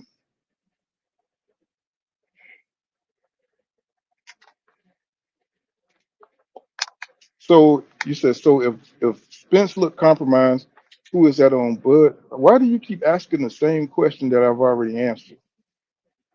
Okay. He said I'd rather Spence postpone than come out there not ready to go. If that was the case, he says that fight had too much anticipation behind. I mean, you must have came in late or something. You know what I'm saying? I already said that, that was on Spence. You know, that's why I was so disappointed in Spence that he didn't prepare. That's why I used the Frazier Muhammad Ali analogy and all that. You know what I'm saying? Yes, it definitely was on Spence. He says August 3rd will tell me a lot more about how Bud will be against Canelo. Y'all really think Canelo's going to take that fight? I mean, y'all really think he's going to take that fight? Because that would be a bad look if Bud goes out there and put on a boxing clinic. I think he would, though, if Canelo gave him the opportunity, because I don't think Canelo could like really keep up with Bud's foot speed. I think he would make him look crazy out there, especially coming from a smaller weight class. I mean, you saw what he looked like with Amir Khan. Amir Khan was out boxing Canelo. You know what I'm saying? He just got caught. I think Bud got way better defense than Amir Khan. Amir Khan got crazy. He gets caught up in his offense and forget about his defense, and he get caught in fights. But I don't think Bud will have that problem with Canelo. And Canelo is super slow compared to Bud. And Bud footwork will position him. He'll be able to position outmaneuver Canelo. Don't y'all think? I don't think Canelo would take that fight. I think he understands the skill set. JB, the man, the myth, the legend. What's up? Y'all make sure y'all rock with JB Sports, the man, the myth, the legend. He said Hot Rod is a good test for morale in his debut at late light heavyweight. Yes, sir. Yes, he is, man. I like Hot Rod, man. He's a tough dude. You know what I'm saying? That's what boxing need. Guys like that who's gonna test the top tier fighters. You know what I'm saying? That's what they need. He says EJ need that cataract surgery, but he probably just didn't want to pull out the fight. Oh, I'm sure $20 million. But like Dark Kent say, you got a lot of fans out here that want you to fight at your best. And that's cheating the fans if you're not fighting at your best. Right? So, maybe he was down because he knew, what I'm saying, he knew what he had going on physically. I don't know. I'm not a mind reader, but what I'm saying, if he's okay in the rematch, what I'm saying, and things go differently in the rematch, that's going to say a lot about the first fight that they had, right? Let's say if EJ goes in there and dominates Crawford, I mean, it's going to be a lot of hurt Bud buddies. Right now, people don't know what to think about EJ's conditioning, what kind of shape he's in, and now his coach is going to be a questionable you know what I'm saying, to see if EJ can rise to the occasion. Can he get back to dominating ways? And see, Fundora is a great test because not only is it a tune up for him, you know what I'm saying, it's going to show where he's at. You know what I'm saying? It's going to give us an idea of what he can do in there, what he can still do. You know what I'm saying? So this is it's actually a pretty good fight. And it's kind of a bad fight for EJ also. And I say it because he's had a this is another layoff. You know, he's coming off another layoff against a guy who's active. So, you know what I'm saying? It's another one of those crazy situation he put himself in, right? And he don't have his regular coach. So, man, you know, EJ, he when he likes to come from behind, he likes to come from way behind, right? And you know, if Fundora beats EJ, he probably will retire. You know what I'm saying? So get ready for that too. Get ready. You know what I'm saying? Don't surprise me. When Marvin Hagler lost to Sugar Ray, shit, he never fought again. He was like, fuck it. He went to Italy and made bad movies. He said Spence stayed at 147 too long, should have moved up after the Mikey Garcia fight, but it would have cost him huge paydays versus Porter, Danny Garcia, and Ugas. Yep, I agree. And I think he's really struggled through those fights trying to make that weight. He said Bud has been playing reverse psychology the whole time. Bud does not ever want to be the face of boxing because he's trying to fly under the radar because he's juiced. You own that juice now. Well, you own that juice thing. What's going on, B Dog? B Dog he says Bud put on a masterful performance, but it's not gonna but I'm not gonna ignore what I saw from Spence either because it doesn't tell the full story. I think so too. I think something else was going on. You know, something else was going on. Well, with EJ on his side, right? He said, I expect Bud to look more human in this fight. He never looked better than he did last July. Yep. Excellent point. He says, Dan Kinahan washed some money through the Avanesian fight, then pulled the strings for Bud against Spence. That's why Bud was scheduled to get 10 million. You know, something, boxing is a dirty business, so you never know what's going on with that money. You know, you can, like you said, you can put a lot of money, you can dump a lot of money, you can wash a lot of money in boxing because you're dealing with big numbers, you're dealing with, what I'm saying, ring, location, what I'm saying, people, seats, vendors, and it's just a lot of money, pay-per-view. So, you can wash a lot of money up in there. B Dog say, B Dog said, if he had a hard time against Madrimov, that fight is probably if he has yeah, yeah. Or think of it this way, B Dog. If EJ beats the hell out of Fundora, EJ beats the hell out of Fundora and looks good, shit, would Bud want that damn fight? If he looks like the old EJ that fought Chris Algieri and all that shit, if he looks like that, will Bud want to fight him?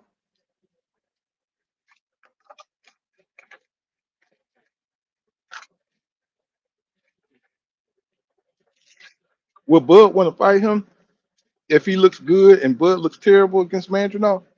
Now, Bud knows EJ style, so it may not matter because once you fight somebody, what I'm saying, is astute, somebody is astute in boxing is Bud Crawford. You know what I'm saying? It probably won't phase him because sometimes these fighters fight up to their competition.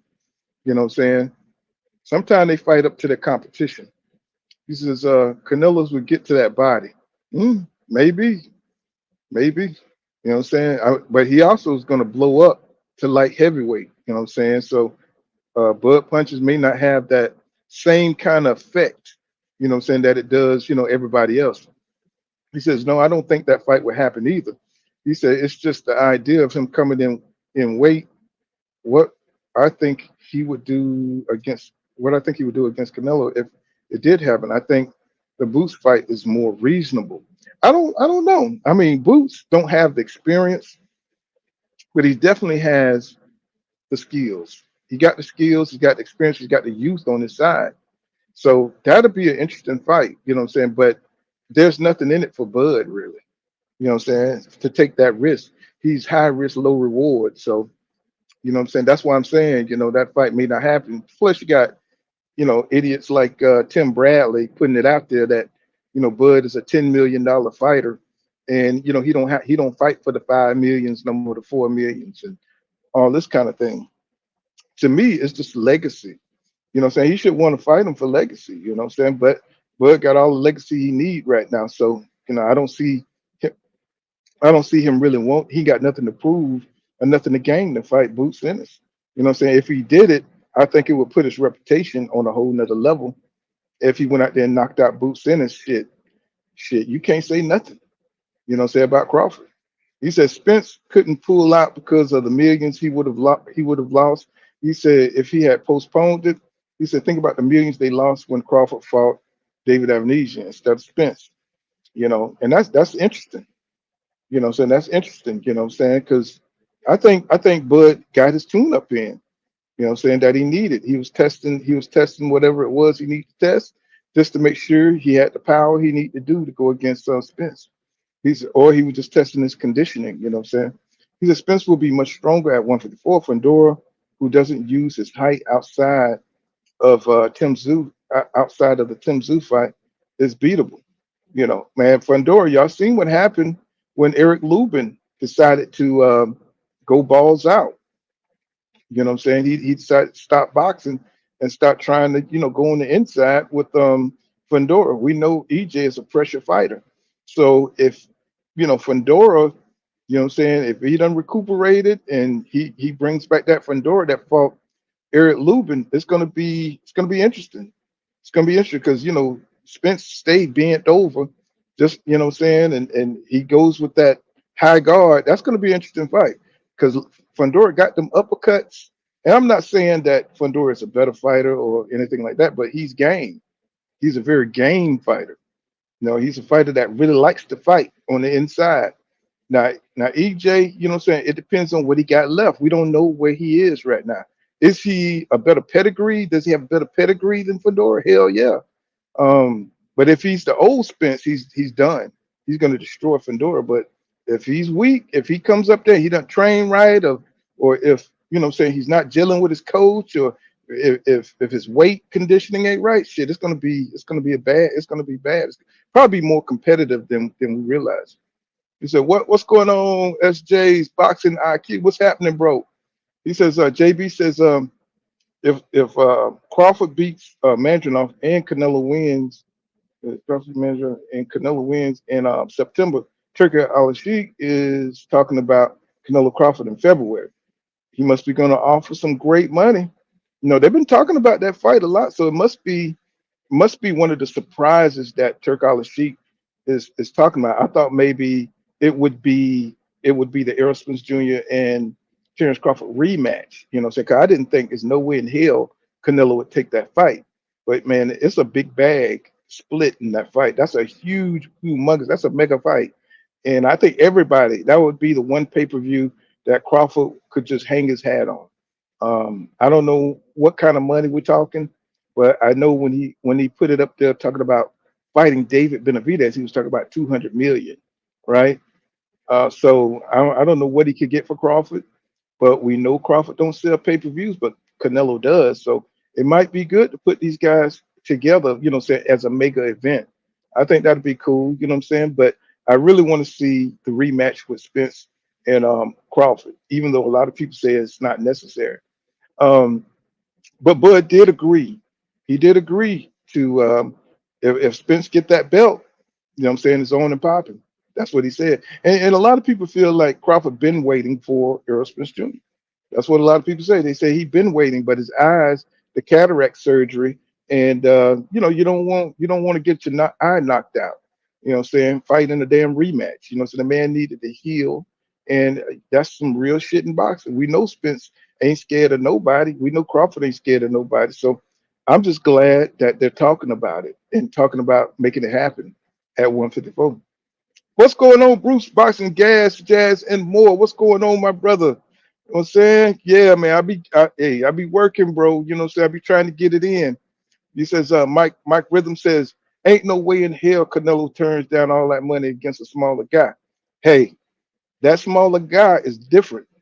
I'm not the biggest Terrence Crawford fan, but I do say he is the most skilled, bro. That probably in this generation, you know what I'm saying?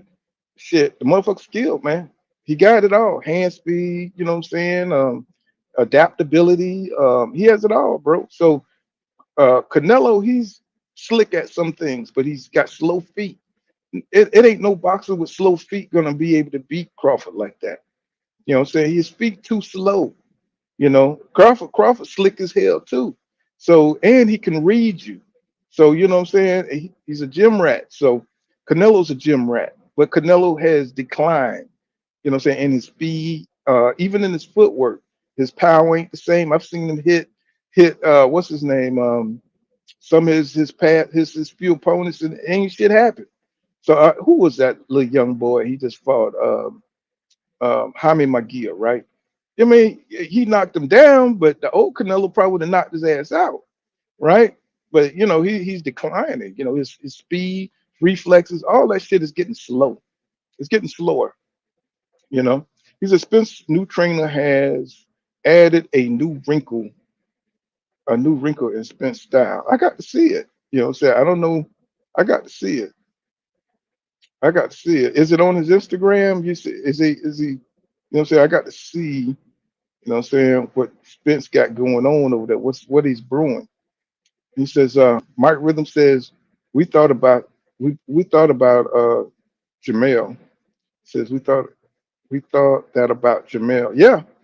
Well, Jamel, you know, as soon as I seen him going home during training, playing with his kids, I knew he wasn't serious. I knew he wasn't serious. So, what I'm saying? I was upset from that moment on.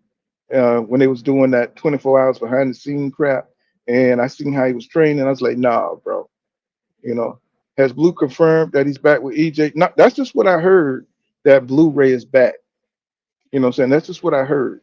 What I'm saying? I mean, I got to send some messages to Blu-ray and see if that's what's going on. What I'm saying? So, they pretty close. So, Blu-ray say they still cool. So, what I'm saying? Hopefully that's what's going on and he's training like he should. So, Blu-ray, he wouldn't lie about something like that. So I got Canelo, got a different chin. Yeah, yeah. But he could be outpointed though. One thing about Crawford is he can outbox you or he can knock you out. But he goes for the knockout though. And I don't think he'll knock Canelo out, but I do think Canelo will use, I think he would blow up, and go in the fight at like maybe a light heavyweight or something like that. And he'll be fighting Crawford. And then Crawford got the politics against him if he fights against Canelo. The politics is going to go against Crawford. So he's got to fight a perfect fight. These are the question no one can answer is can Crawford take Canelo punches? No, hell no. But can Canelo hit Crawford? That's going to be, can he get his feet under him because one thing about Canelo, the way he throws his punches, it's almost telegraphed. So he's got quick hands, but not for Crawford though. For most fighters, Crawford's coming from a lighter weight division. Those guys, you see how quick David Benavidez is for light heavyweight. Imagine coming from, say two weight classes, that 3 weight classes down, right? Shit, he's gonna be faster as shit. Especially, if he don't reach 168 all the way. Now he's got to carry that extra weight. We got to see how that extra weight, how Crawford carries that extra weight. Saying, can he move the same way at 168? Now I don't think he'll try to reach all the way up to 168. I think he'll, saying probably come in a little lighter. Saying, because that's a lot of weight. Saying, for a welterweight to move up, and you never know, he may get a lot stronger. Saying that weight may make Crawford a lot stronger. He says if Crawford can't hurt Canelo, he's fucked. That might be true, but can Canelo cut off the ring on Crawford? You're not thinking about that. Can he cut off the ring? He's got slow feet, bro. You know what I'm saying? He's got slow feet. And the only way he beat Billy Joe, because he got to his body and slowed him down. Billy Joe couldn't take it to the ribs, but he laid up against the damn ropes for him to hit him. So I don't think Crawford is going to do that. You know what I'm saying? He's not going to allow Canelo to get in body shots. You know, not without taking a good counter, a good counter shot. He's got a 74-inch reach. You know what I'm saying? So, I mean, by the time you take one step, Crawford already could hit you. You know what I'm saying? So it'll be interesting fight. You know, he says Triple G hit Canelo flush and he barely moved. He said, I don't think Crawford. Oh no, I don't think Crawford will hurt him, but I think he'll outbox him. You know, I think he'll outbox him. I think Canelo, he fights in spurts these days. He don't fight now. Even though the interesting thing is Canelo stands up in between rounds, and I think that's suspect. You know what I'm saying? Him standing up instead of sitting down between rounds. He says, so y'all saying Crawford's going to stay away from Canelo all 12 rounds? I mean, shit, he don't have to. He's an experienced fighter. Crawford knows how to tie up, bro. He's a pro.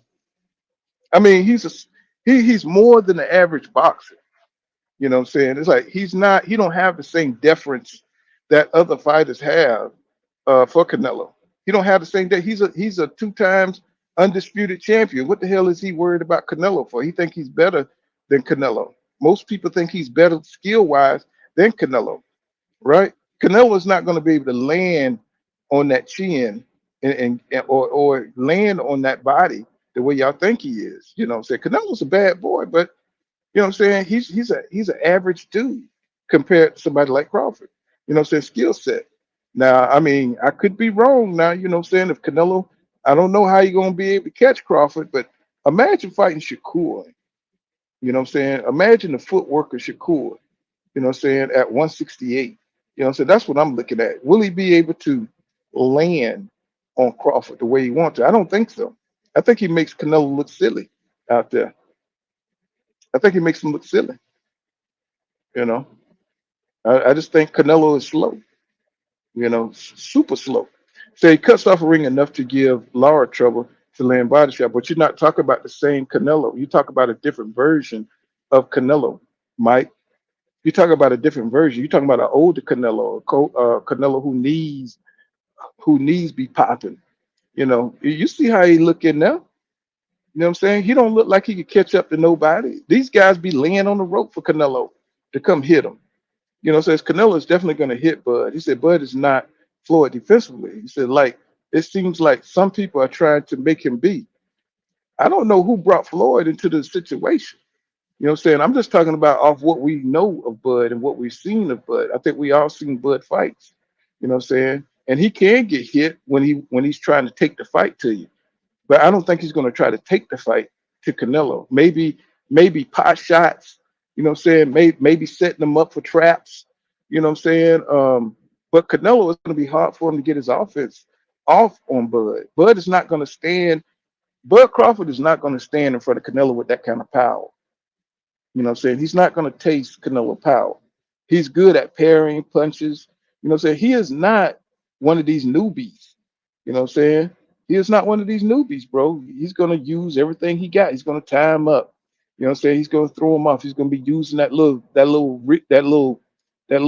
thing he does when he just disrupt the jab, and he's going to do all that. He's going to keep Canelo away from Canelo. He don't have the mobility anymore. You know what I'm saying? He don't have that kind of mobility anymore. You know, he fights in spurts, y'all, and Crawford's going to make him work. He's going to make him work for it. You know, if they fight, he's going to make him work for it. He said this weight class is for a reason. Yeah, I mean, that's true. If Canelo can connect, yeah, he'll beat Bud if he can connect.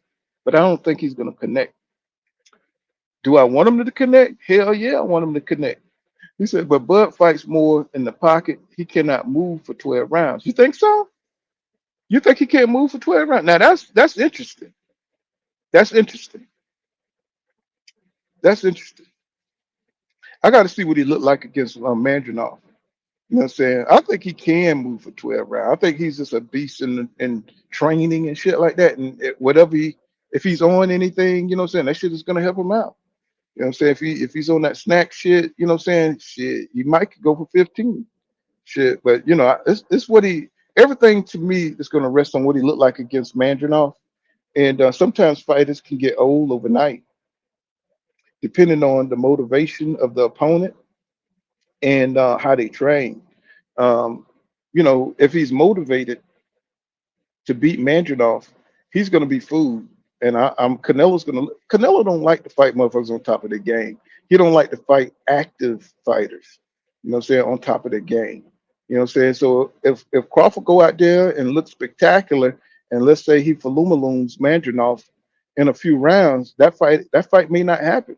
Now, I mean, I don't know what Turk Al Sheikh is going to offer. You know what I'm saying? And maybe it might be Canelo got a lot of money, y'all. I mean, he's not hungry for no money, but I mean, it has to be something that make Canelo want to take that risk because he's going to look bad if he gets his ass beat from a guy coming from welterweight, even though he came from welterweight. But it's been years and years and years. He said, I fought. He said, I brought Bud up because I see many Bud fans say Bud can beat Canelo if Floyd can. He says that's far from the truth. He says Bud doesn't have the experience Floyd have on that level. Well, I don't think Canelo is a special. I don't think he's nothing special, Robert Pitts. I don't think he's nothing special, and I think that's why Bud want to fight. You know what I'm saying? I mean, have you ever seen Canelo do something spectacular? You know what I'm saying? Besides walk somebody down and shit and hit them in the ribs and shit, laying on the ropes. Have you ever seen anything besides that he done? I mean, I haven't seen nothing spectacular. He said, you better hope he doesn't get old in there because if he does, then yeah, yeah. If he's lost a step and say he don't stay away from Canelo, he allow Canelo to hit that body, it's over. It's over. But I don't think that looks bad for Bud because he's coming up so many different weights. He's coming up so many different weight classes. So I don't think that'll be a bad look if he loses to Canelo. But it would be a bad look if Canelo loses to Bud. He says, Mike Rhythm says, he says, Carl says, we know since he moved up in weight, he doesn't move around that much like he did against Posters. He's relying on that power. Yep. I mean, and another point is, we don't know what he'll move like at 168. We don't know what that weight will look like. You know what I'm saying? That'll be interesting to see too. Um, can he move like that at 168? And if he can't, if he don't have the same agility, it's going to be a problem for him. Canelo will probably get him out of there quicker than we think if he can't move with that extra weight on him. We don't know. We don't know. But Bud is an athletic motherfucker. So he walks around probably 170, but he don't fight at 170. So, I'm pretty sure he's preparing right now, saying, he's preparing, saying to well, he can't really because he's fighting Mandrinov, but he's gonna have to prepare for that extra poundage, saying to be able to move. Because if he can't, Canelo he's got power, man. Saying if he hit that body, it's over for Bud. And Bud knows that though. Bud knows that. So you can't allow Canelo to hit you to the body. He says, what Shiki top 4 responses to a good win on the third. One Canelo, 2 Boots, three. Wait, let me see. Let me see. 1 Canelo, 2 Boots, 3 Spence, 4 Charlo, or something mixing and matching. Yeah, yeah. I just want to see. I want to see Boots get an opportunity. Saying to get in there. He could beat the Danny Garcias. He could beat the Eric Lubins. He could beat the Spences. You know what I'm saying? He could get in. If he could go up to 154, that'll be the hardest division in boxing right now. So he need to make it happen. Right now, there's nothing at 147 except for a weak undisputed title for Boots. What I'm saying? He needs to jump into 154. Now, I don't know if Bozy think it's too soon for Boots. You know what I'm saying? Because it's clearly something. Because if that was me and that's the hardest division, and you want the biggest paydays, why not go to 154 where everybody's at? That's where all the old legends from 147. That's where they're resting at. I mean, he can get the Keith Thurmans, he could get the Danny Garcias, he could get all those guys, he could get in the mix. and and build his name up real fast in 3 fights. You know what I'm saying? If he beat those guys, if he beat just a couple of those guys, he'll be in the running to fight Errol Spence Jr. Or Bud Crawford or anybody at the top. So I don't know why he's wasting his time, going for an empty accolade, what I'm saying, at 147. Because he'll never get credit for it because he's too good. He's already deemed somebody special. You know what I'm saying? He's already deemed a class above everybody at 147. So now, if he gets that title, that's cool. What I'm saying? But it's wasting his time. You know what I'm saying? If he wants to build his name, you know, uh, how many legacy fights he got at 147 left? What I'm saying? Maybe Astonis. So that'll be a good legacy fight. Anybody else is just rubbish. What I'm saying? He's not going to get a lot of credit for beating Crawley. He's not going to get a James Jamal. He's not going to get credit for them dudes. Go on up to 154 where everybody else at. That's where the names are. He said Boost just wasting his time. Yeah, because he would not get under. Well, I don't know. They talk about Manny Pacquiao coming back to fight Marius Boreals. You know, um, that's not a fight I want to see. But it's almost like a circus fight. But if Manny Pacquiao beat Marius Boreals, bro, you already know we're not going to hear anything else in boxing except for Pacquiao beating Mario Boreals. Y'all know this. If if Manny Pacquiao comes back and beat Marius Boreals, he's going to be deemed the great. He's going to be bigger than Muhammad Ali. So they're gonna parade the Philippine flag, saying all over America if Manny Pacquiao beats Mario Warriors. Y'all know this. He says Laura would be a good test for boots. Yeah, man. Laura got some good power. But he's old, bro. He's old. He's slick. He's still slick. He's still, but nah, he's too old. He's too old, bro. You know what I'm saying? But you're talking about that. But Laura is at 160, isn't he? He sure is. He at 160. But I don't think he'll be a good test for Boots. I think he's too old. You know what I'm saying? That he got a puncher's chance, because one thing about Laura, he can land that punch on you. I've been seeing him knocking the motherfuckers out. He's been knocking people out. He said, I think Boots will stay at 147 at least another year and try to at least unify with someone and make a mark. The only person he could do that against is Stanionis. That's the fight he needs at 147. There's nobody else he really can fight, that's going to really make a mark besides Stanionis. Everybody else is gone, man. He says everybody else is gone. Cash Crypto in the building. He says dark. He says remember Danny was trying to fight Laura at a catch. Yeah, I remember that at 155. Yeah, I remember. I remember when Danny was telling me he wanted Laura. See, Danny is looking for low hanging fruit. That's my problem with Danny Garcia. He's been at 154 too long not to have fought either Eric Lubin or a Brian Mendoza. You know what I'm saying? Why hasn't he fought any of those guys? That'll be a good fight for Danny, but he's looking for the lowest hanging fruit. He's looking for fruit that's been rotting on the ground for 8 months. So he don't even want them to have a sliver of a chance to beat him. He's looking for the Jose Benavidez's of the world. That's what he wants. He want to keep winning, keep making his little money on the bottom, and saying he don't want these top fights.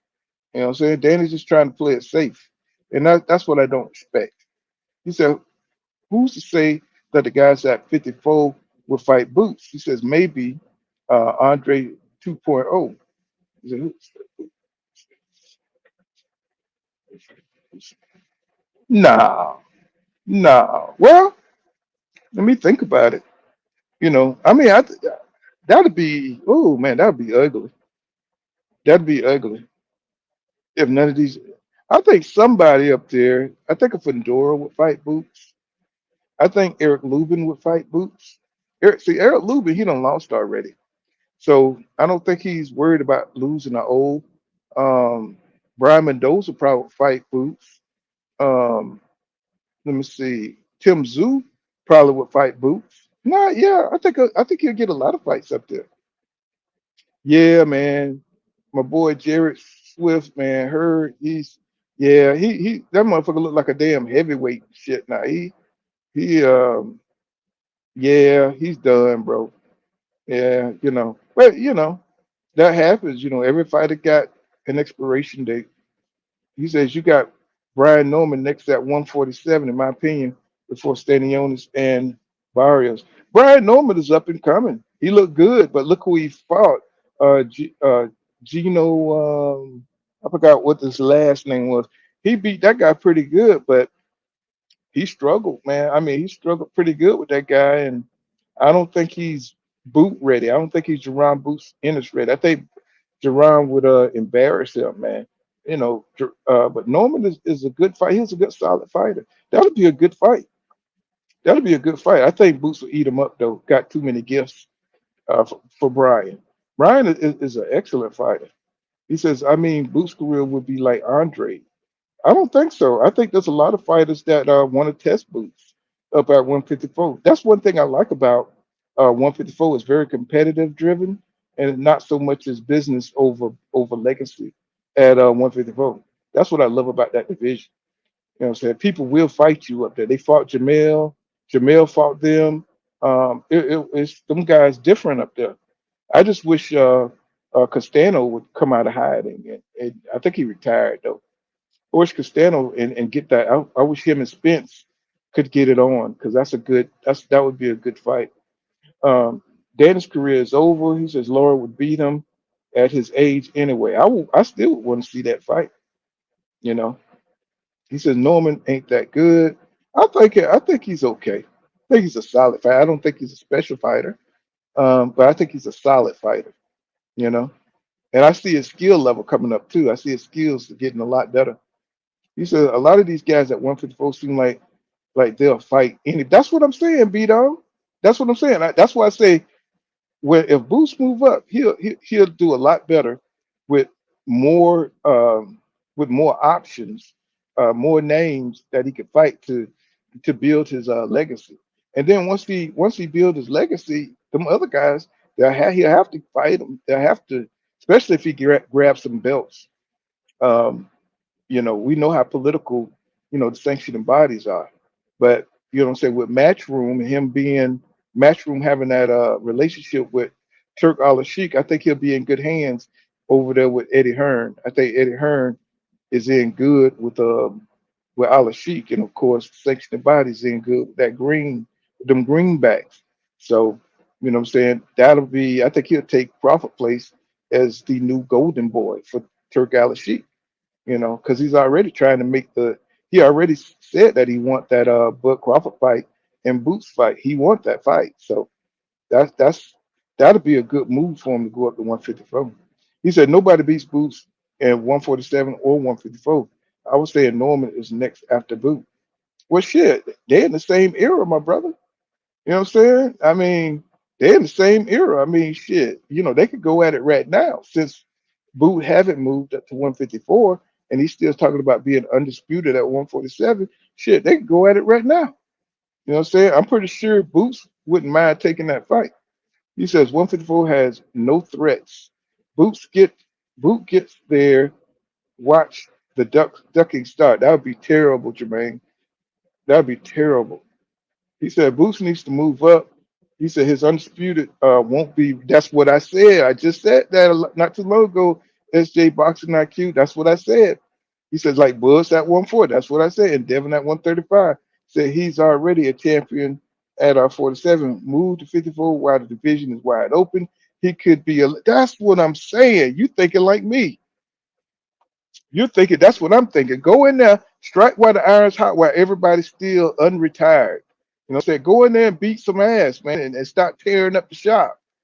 Come in, or what I'm saying, hey, it's either kill or be killed. You know what I'm saying? Because he could very well lose too to somebody. So that's what I like about that division because he's not beating up on little dudes. He's beating up on dudes that got power that can hit him back with power. So what I'm saying, that he would really complete that whole division right there. He would bring a new challenge. He would up the competition level at 154. And I think they need Boots. He said, I believe Tim Tszyu would give Boots a go. Yeah, yeah, Doc Kid, you see it too. But I want to see Virgil Ortiz get that smoke before Boots. 'Cause I want to see. I'm not convinced that Virgil Ortiz is that dude. You know what I'm saying? And before Tim Tszyu get broke down, I want to see. I think that's the perfect match for Virgil Ortiz. Somebody to really bring the best out of Virgil Ortiz. You know what I'm saying? Because his fights be exciting as hell. That boy be throwing fire. And Tim Tszyu, he be throwing fire. He's tough too. So that'll be one of the best fights, man. You know what I'm saying? That's non-black fights. You know what I'm saying? That'd be one of the best. Jeff says they're thinking about Boots and Norman next. He says Norman father said he's not ready for Boots. I don't think he's ready for Boots either. But Brian Norman is trying to make he's trying to plant his flag and shit at 147. So, I mean, I've heard things behind the scene about him sparring with Crawford, hurting Crawford. I don't know how true it is, and I've heard some good things about him. But Boots, Boots is a special fighter, and but there's no other name, so why not have that fight? It'll be a learning experience for Brian Norman Jr. If he fight Boots, it'll only make him better. And if he beat Boots, then he's the man. He's the man. You know what I'm saying? Tim Tszyu respectfully will fight Boots. I think so too. I think he'll fight the shit out of Boots. I think he'll be ready for him. Ortiz been ducking Boots for years. Yeah, talking about 3 years. And yeah, he's just that's what I'm saying, man. It's like you can't really get behind him because, his team, I don't know if it's him or his team that, because Golden Boy, let's keep it real. They don't have a whole lot of stars right now. You know what I'm saying? So they're still trying to kind of rebuild their brand. And, Virgil Ortiz is their golden child, right? So they don't want to get him beat because they need him, at the forefront. They need him, you know. Cash Crypto says, Pool, you giving Madrimov no chance? I don't give him a chance, man, because I just don't believe. I don't believe in what I saw. All the lunging and shit, the lunging left hook. Uh, I seen the little shuffle to the right, and him doing these little athletic things. But Bud's been doing this shit for years. All that athletic stuff, and I've seen he got quicker feet than most people think. He's got quicker hands than most people think. You know what I'm saying? Because he's very deceptive in his speed. He's got good hand speed, but I don't think it's enough to beat somebody who's naturally athletic and naturally gifted as Crawford. Crawford is a generational talent, bro, and Badgernoff is just a good, powerful, heavy-handed hitter who can hit you at different angles with it. Now let me tell you something. If that heavy-handed wood chopper hit Crawford, it's going to be like Aegis Kavalauskas, saying hitting Crawford. He's going down. But I don't think he's going to be able to hit him because you can see his shit coming a mile away. The way he throws his punches. And once Bud gets used to his timing, he's never going to be able to hit Bud because he's you could he does the same kind of moves over and over. Now he throws it from different angles, but I think Bud will be able to. I mean, I think Bud will be able to see it. I think he'll be able to read it. But if he gets one in, I mean, if he's able to get to Bud body and if Bud allow this motherfucker to hit him to the body, it's over, bro.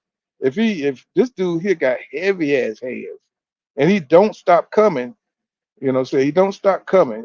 I haven't seen him wobble yet, but he's never been hit by the power, somebody with power like and speed. It ain't just the power, speed, timing, and the accuracy.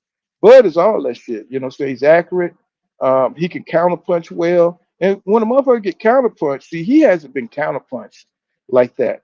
I seen a guy one of his fights. The guy name was Eric something, and Eric was boxing his ass, bro.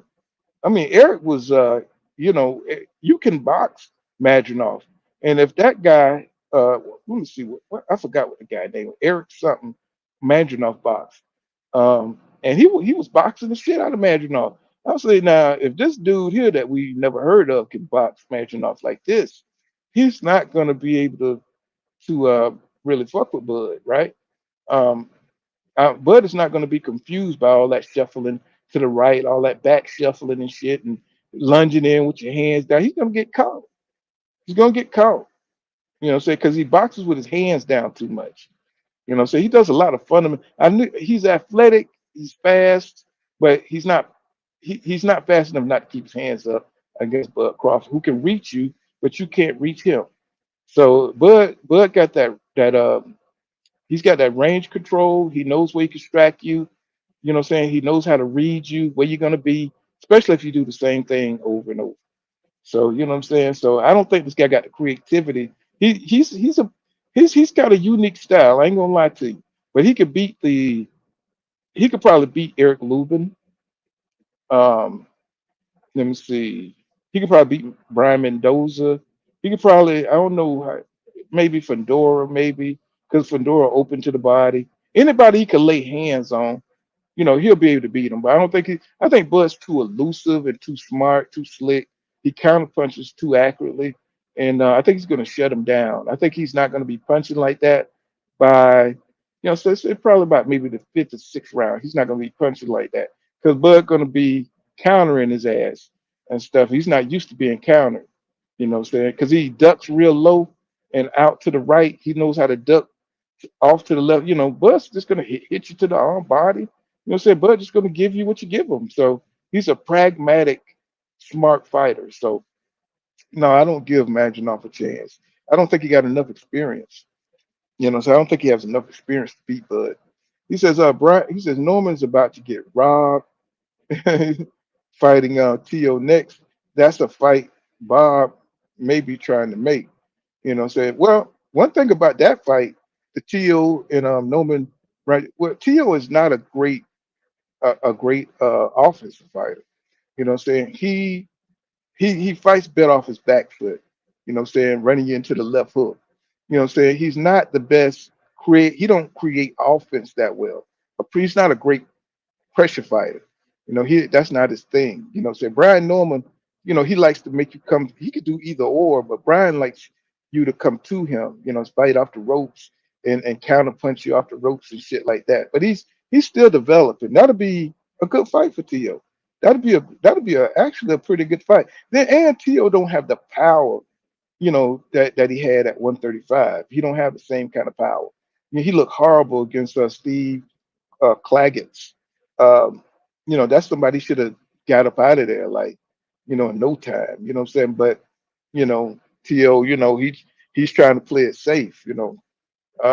He should have fought Gary Russell, maybe Matias, maybe, you know what I'm saying, somebody. That's the caliber of fighter T.O. should be fighting. Instead, he shouldn't be fighting the Steve Claggetts of the world. Now, Brian Norman is a high risk, low reward fight for T.O. You know, say because Brian can crack, and I think you know Teal. That's a dangerous fight for him.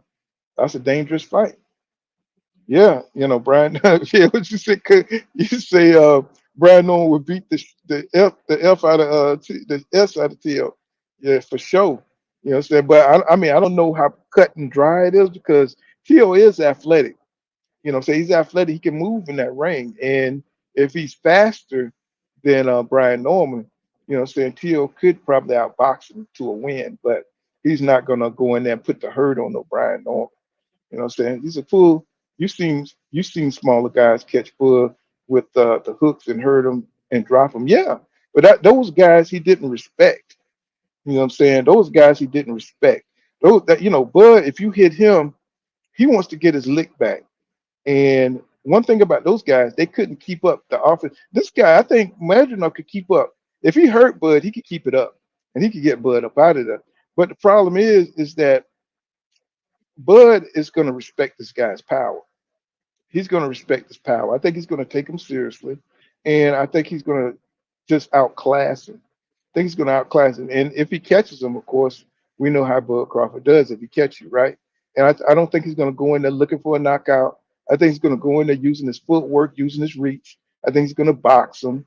I think he's going to catch him coming in to intimidate him with his speed, his accuracy, showing him. He's going to see a lot of fighters don't fight in combination and hit with the accuracy of Bud. And I think that's something that's intimidating. And plus, he got power behind it and speed. So that intimidates because he's a generational talent. So Madrimov has just got 10 fights, bro. He's got 10 fights. You know what I'm saying? I think he's taking the fight too soon. I think they made him a champion too soon. Um, you got to give yourself a chance to develop. Like maybe in 3 or 4 years, Madrimov probably be a monster. You know what I'm saying? But he needs more experience in the pros in America to fight different styles to be able to deal with the versatility of Bud Crawford, right? Because Bud Crawford has mastered the American style of boxing. He says, and we have seen smaller guys catch Bud, but like I said, if this guy somehow catch Bud, it's going to be a problem because this guy he throws punches and bunches. He keeps coming. He goes to the body and the head. He don't get stuck. He doesn't get stuck with just go head hunting. Um, Really, he goes to the body more than he does the head. So that's a problem if Bud get caught. But that's for anybody. If anybody hurt Bud, you know what I'm saying? But the problem is they never follow up. And this guy here, he would do anything. He'll push you against the ropes. He's rugged. You know what I'm saying? He'll do, you know what I'm saying? He's a tough cookie. You know what I'm saying? I think, but Bud can grab you and he can hold you. He knows how to tie you up. So, and that tires out a lot of people too. Because Bud got that stamina. He's got that wrestling background where, he could, wrestlers, they grab you and wear you out and shit, you know what I'm saying? Because they're in better conditioning than you, and you trying to struggle to get yourself loose. He just wearing you down. Where he done conditioned himself to squeeze you and hold you and shit like that and frustrate you. So man, I don't think Maginot got that kind of experience. You know what I'm saying, to be able to deal with that. He said he can catch Bud. It's a yeah, if he catch him.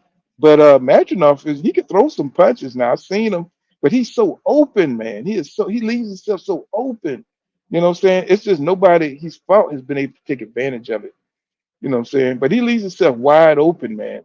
But that's the level of competition he's fought. He said, "Thank you for not being biased." He says, "Gotta go. Really appreciate it, because like I said, I've come up with the Four Kings era, and I want to see them get it on. Me too, Jeff. It but I am biased though. You know what I'm saying? I mean, but I don't let it get in the way of what I see. You know what I'm saying? I will tell you the truth, but I am biased as fuck. You know what I'm saying? But you'll know why I'm biased, and I'll let you know. You know what I'm saying? I'll do admit who got the skills and stuff. Who I see, who I think is doing what they need to do. B Dog said I have zero faith in Imagine now. So it's going to take more than being bigger to beat Bud. Right. That's not, and they know that, you know what I'm saying? And I know that. He said,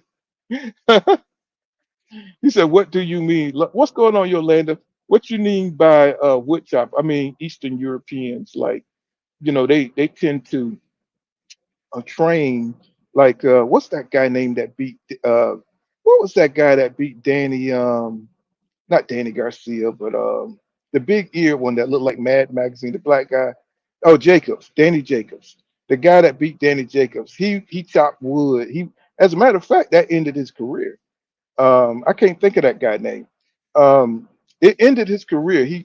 When he used to train, man, that dude was awesome. As a matter of fact, he knocked out Danny Jacobs, and it ended his career. How he used to train was wood chopping, and a lot of guys back in the day, like Jack Johnson, a lot of those old fighters, they used to chop wood, but mostly nowadays the Eastern Europeans, they train by wood chopping and they be strong as shit like Beterbiev and a lot of these Russian, Eastern European type fighters, they chop wood. So, and they have these beards, like they have a certain look, rugged look. That's why I call them wood choppers. You know what I'm saying? Because they chop that wood. They train like from the old ways, to get that strength, the wrist strength, and they just be powerful. You know what I'm saying? That's why I call them wood choppers and stuff, because it's almost like they Drago. They almost got that Drago type of strength. You know what I'm saying? From chopping wood and stuff. And that old school training is something to be said. You know what I'm saying? Chopping wood. They need it. That's what something George Foreman used to do too. He used to chop wood.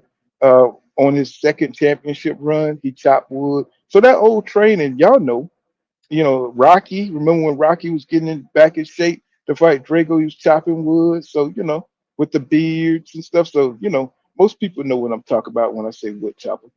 He says, Norma destroys T.O. T.O. too little. Huh, huh. Uh, I don't know. I don't know. I got to see because T.O. it's kind of big, man. You know, so I don't know. I got to see him side by side. And say, I don't know. He says, imagine I fought at super middleweight in the amateurs. He says, I'm waiting to see how Bud Power affects him. You know what I'm saying? Oh, he fought at super middleweight in the amateurs. Okay. Yeah, well, that might affect that speed too. You know what I'm saying? That dude is strong, man. I've seen him. I mean, that dude is strong. He just haven't fought the level of a Bud Crawford. And you know, he's seasoned. Bud is seasoned. He's seen everything, and I just don't think I don't think that Madrimov is going to be able to confuse him with his style. I don't think he's going to be able. Now, if he does that little shuffle and come back with that left hook, oh my God! And he hit Crawford and he goes down, he out, bro. Because when he hit Alejandro with that crap, man, I was like, oh my God, he dropped Alejandro. I was like, man, this dude got some strength. You know what I'm saying? He's got that wood chopper strength, man. I'm talking about he got that. He got it, man. He is definitely strong. And if he hit Bud, he's gone, bro. He's gone. You know, if he daze him with that shot, and oh man, he's gonna keep on the pressure. Well, one thing about Medvedev, he can apply the pressure. He can apply the pressure. I'll give him that. But I don't think he has a chance of landing nothing big on Bud though. I think Bud's gonna be ready. He's always sharp. He says Bud is gonna get hit. He said Bud was getting hit by Spence, and we claim Spence was slower, and weak. You know what I'm saying? Well, I mean, like I said, you know, it just depends on it depends on what version of Bud Crawford is going to come into that ring. If he's if he's a step slow, you know, like I said, sometimes fighters can turn old. You know what I'm saying? Overnight, we don't, you know, see, fighters don't come to the ring like themselves. You know what I'm saying? Like they're not always the same. It's a version of themselves. What are we getting the best version? You know what I'm saying? Or did he lose a step? And sometimes if somebody hits you in the gut 5 times, shit, you start to break down because you're older now. So, you know, if Maginov can get to Bud's body and break him down and make him lose even more speed, shit, you know, we might see Bud's first loss, right? Might see his first loss. But I doubt it because Bud usually prepares. He usually prepares like a chess master. So, you know, we'll see. We'll see. But I don't think Maginot has the experience really. You know, I think he got a lot of skill, a lot of power. He's very tricky, you know what I'm saying, with his foot movement. I think he got deceptive foot speed, he's got deceptive hand speed. You know, and he's a little slick. He's slick, you know. So you know, I think so with Bud, when he come across guys that he can't figure out, he boxes. You know, and you'll hear Bo Mac tell him to box him. You know what I'm saying? And he'll box until he can figure out what's going on. And if he shows that same pattern, that little right shuffle he does, and he'll try to mix it up and try to punch from different angles, he's gonna get caught because he does it with his hands down. And when he throws his hook, he drops everything. He drops his he drops his left, he drops his right. You know what I'm saying? He loads up on shots. I'm like, bro, he loads up on shots. That should tell you a lot right there. He said giving Bud problems. Hey, I got to see that. He said Bud's fight, yeah, it's a hell of a card. You know what I'm saying? Sure is. Like I said, I want to see Hot Rod, man. I don't the Andy Cruz thing. Let me see who else is on that card. Let me see. The Andy Cruz, it'll be good to see Andy Cruz back in action. You know what I'm saying? And that boy looks smooth. That boy looks so smooth in his fight. And I know he's not fighting the best competition right now. Let me see. Let's see what oh, I did background. Uh, let me see. He's not fighting the best competition right now. Let's see. I'm trying to bring up that card thing so I can remember who's on there, but let's see. Um, let's see. Oh, okay, I see. Uh, let's see. Now, Andy Cruz is fighting. Let's see. Okay, he's going to beat Antonio Moran. Okay, yeah, he's going to beat Antonio Moran for sure. You know what I'm saying? He's going to put on a show against Antonio Moran. You know, Andy Cruz is the slickest dude I've ever seen, bro. He is something special, and he's training with Jaron Ennis. He's training with Bozy. You know what I'm saying? So he's definitely going to be ready. He said, "Wait a minute. Okay, so David Morrell. Okay, it's fine. Okay, they changed. Okay, David Morrell is fighting your boy. Yeah, that's going to be a good test. That's going to be a good test. I don't know why I thought David was fighting him. I guess they changed it. David Morrell. That's going to be a good fight. David Morrell, athletic, but this is a dangerous fight for him. You know what I'm saying? I think this is the best opponent David Morrell has faced. You know what I'm saying? David Morrell Jr. I think this is the best fighter that he's ever faced. You know, Andy versus uh, Jarrell Miller. That's gonna be. I don't know. Miller kind of. You know what I'm saying? Yeah. You know, so I don't know. That'd be okay fight. You know, that'd be okay fight. So I don't know who they replaced Virgil Ortiz opponent with. I don't know. But Isaac Cruz and Jose Venezuela, that should be a damn good fight. I think Cruz will knock out Jose Venezuela. Even though, he beat Chris what's Chris' last name? He beat Chris ass, you know what I'm saying? Even though he beat Chris ass, he had to get his revenge, But Isaac Cruz is a whole nother story, man. I think Isaac Cruz gonna catch him with one of them haymakers, and it'll be over because I don't think Jose can handle that kind of pressure. Even though Jose, my boy, what I'm saying, Jose really is my boy. Yeah, Prague. Yeah, Prague. Yeah, I was trying to remember the guy that knocked out Danny Garcia. You know what I'm saying? Yeah, Prague. Prague, yeah, that's what ended his career, chopping that damn wood, bro. You know what I'm saying? That's what ended his career. He got a back injury and he never came back. He said it'll be interesting to see if Madrimov can make Bud fight because if Bud goes into his dog mode, he's getting knocked out. That's what I'm saying, man. You know what I'm saying? Because he's definitely gonna be applying pressure. You can see what kind of fighter he is. And if Bud goes back to the ropes, Bud knows how to pivot off those ropes. But what's his name is pretty rough. He's the type of dude that's gonna reach out and touch you, and he's gonna reach out and grab you.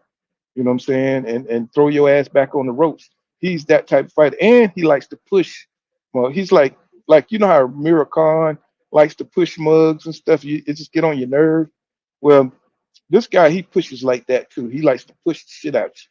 Now he's gonna do it until the refs tell him not to. You know what I'm saying? But it is what it is. He says, SJ Boxing IQ says his only shot is to hit Bud clean early and make Bud want to fight him. He says he's got to do it before Bud picks up. Yep. Well, I like SJ Boxing. Yeah, boy, he be on it. You already know. He says, Marginov isn't coming off a long layoff. He don't have a fresh uh, 226 bullet wound hip surgery, say he won't be a drained fighter. We gonna see. Man, you already know for a guy to have 10 fights, the energy that this fight is picking up is different. It's almost as if people are expecting an upset. And I think it's because of Bud age. I think because he's 37. And I think people want to see if he's going to turn old overnight. And with this dude being what I'm saying, he being a juggernaut, what I'm saying, people acting like he's a juggernaut. So they're interested to see this brawling boxer puncher guy, what I'm saying, that's got, I don't know if he got an iron chin. I don't know if he could take Bud's punch, but um, it, people almost sense a upset coming. And I don't know if it's because what Eddie Hearn. Eddie Hearn's been selling, saying that this is going to be Crawford's first loss. That's crazy to say. That's big, what I'm saying? This man is undisputed in two weight classes. You know what I'm saying? So, what I'm saying? That's kind of disrespectful, really. You know what I'm saying? For a man with 10 fights. You know what I'm saying that he's gonna, beat Bud. And I know he's a promoter and all that, but um, that's kind of wild to say that. Bud is the la creme right now. You know what I'm saying? He's on top of it. So it's just gonna be weird if Madrimov come out there and Falumaloom Bud Crawford. That's gonna be interesting. He says it's gonna be a much better fight than most are expected, in my opinion. I think it might be, what I'm saying, even if it's short. Hagler Hearns was short, but that was one of the best fights that we've seen in boxing history. So, what I'm saying, even if it's short, long, it don't matter, long as we get the action. And what I'm saying, maybe Mandrinov can make a fight out of it. He says he's book on the starch. Manchester, Manchester. That's what I think so too. Who's real in the building? What's going on? Being Israel, I see you out there, bro. I see you out there. Doc Kent say, he said, I think Andy beats Jarrell. Yeah, yeah, yeah. Jarrell ain't nothing, man. You know what I'm saying? If he ain't got no steroids, he's not going to be able to throw 300 punches around. You know what I'm saying? He don't have any power. You know what I'm saying? He's like a big piece of fat back in the ring. You know what I'm saying? It's like having a pig. What's them mutant ninja turtles? Them pigs that was on there. I hate to call a man a pig, but he just fat for no reason, man. It's like Jesus Christ. I don't know how he keep fight. How they keep allowing him to fight. You know what I'm saying? He done been busted how many times? 2, 3 times. Motherfucker got every steroid in steroid history. You know what I'm saying, in his system. I mean, what is going on in boxing? He said, Jermaine Woods of the card is asked the best fight is Pitbull versus Rayo. It would have been better if Virgil fight was still on that. Yeah, that's what I was hoping. He says, man, I remember one-legged Jose giving Bud problems. I'm not sold on him beating a trained Errol. He said, I really think Bud picked the wrong guy this time. He says, Turkey set Bud up for his fellow Muslim. Um, well, I mean, we got to see. We got to see if you feel that way. Um, it's a possibility. Muslims stick together just like Christians. So or you just gave him the opportunity, what I'm saying, to show what he got. I don't know how he became champion. What I'm saying. That's my thing about boxing is these guys don't get built up before they become champions. So we got to research and find out who the hell they are. He says Big Baby definitely took some years off his life with all those PEDs. I mean, this dude, he should turn into the Incredible Hulk as many gamma ray PEDs he took.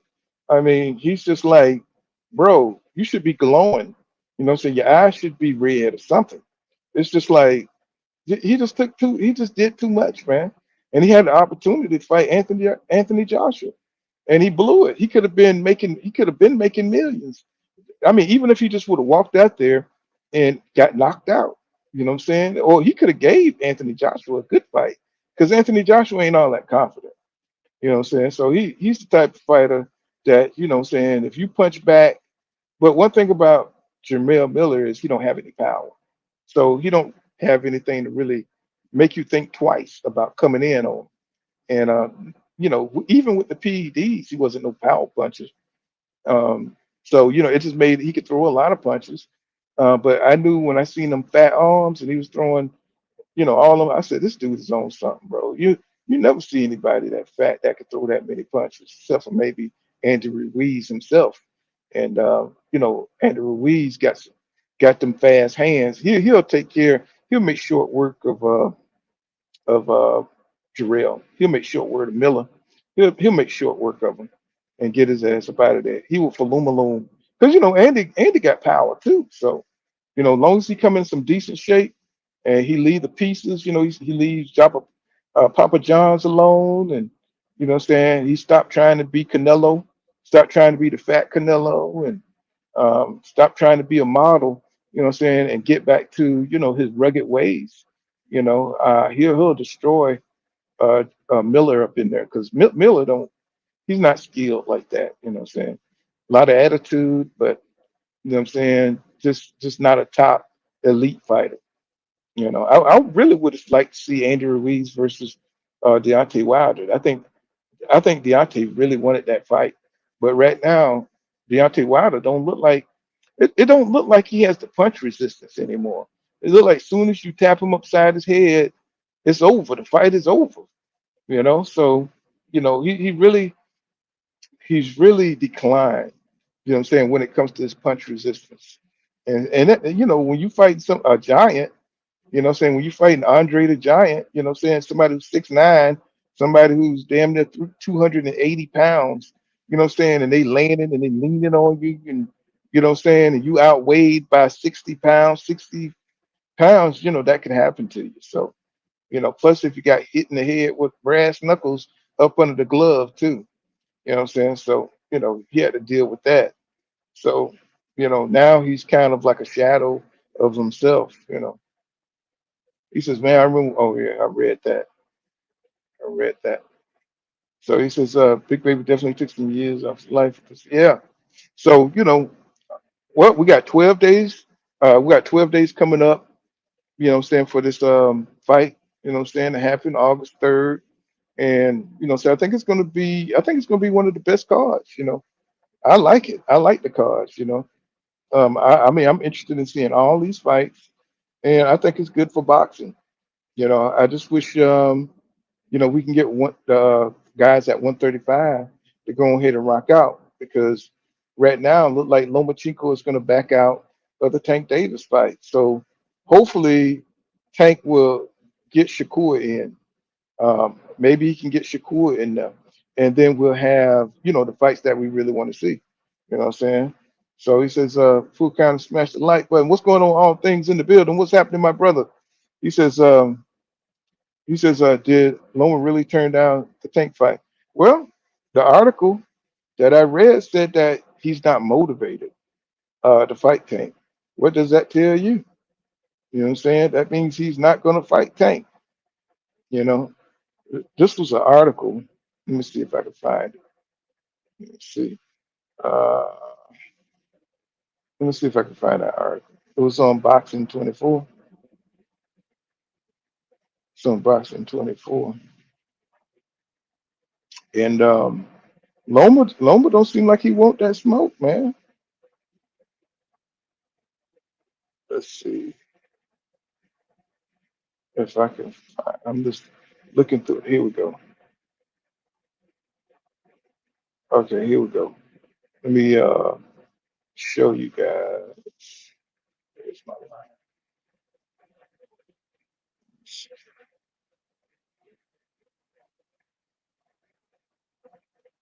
Let's see. Uh,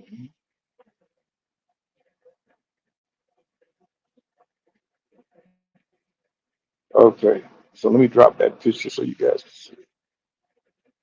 And that didn't work. Okay. Let me drop the pictures and you guys can see it for yourself. I just gotta open my window. You see? Okay, so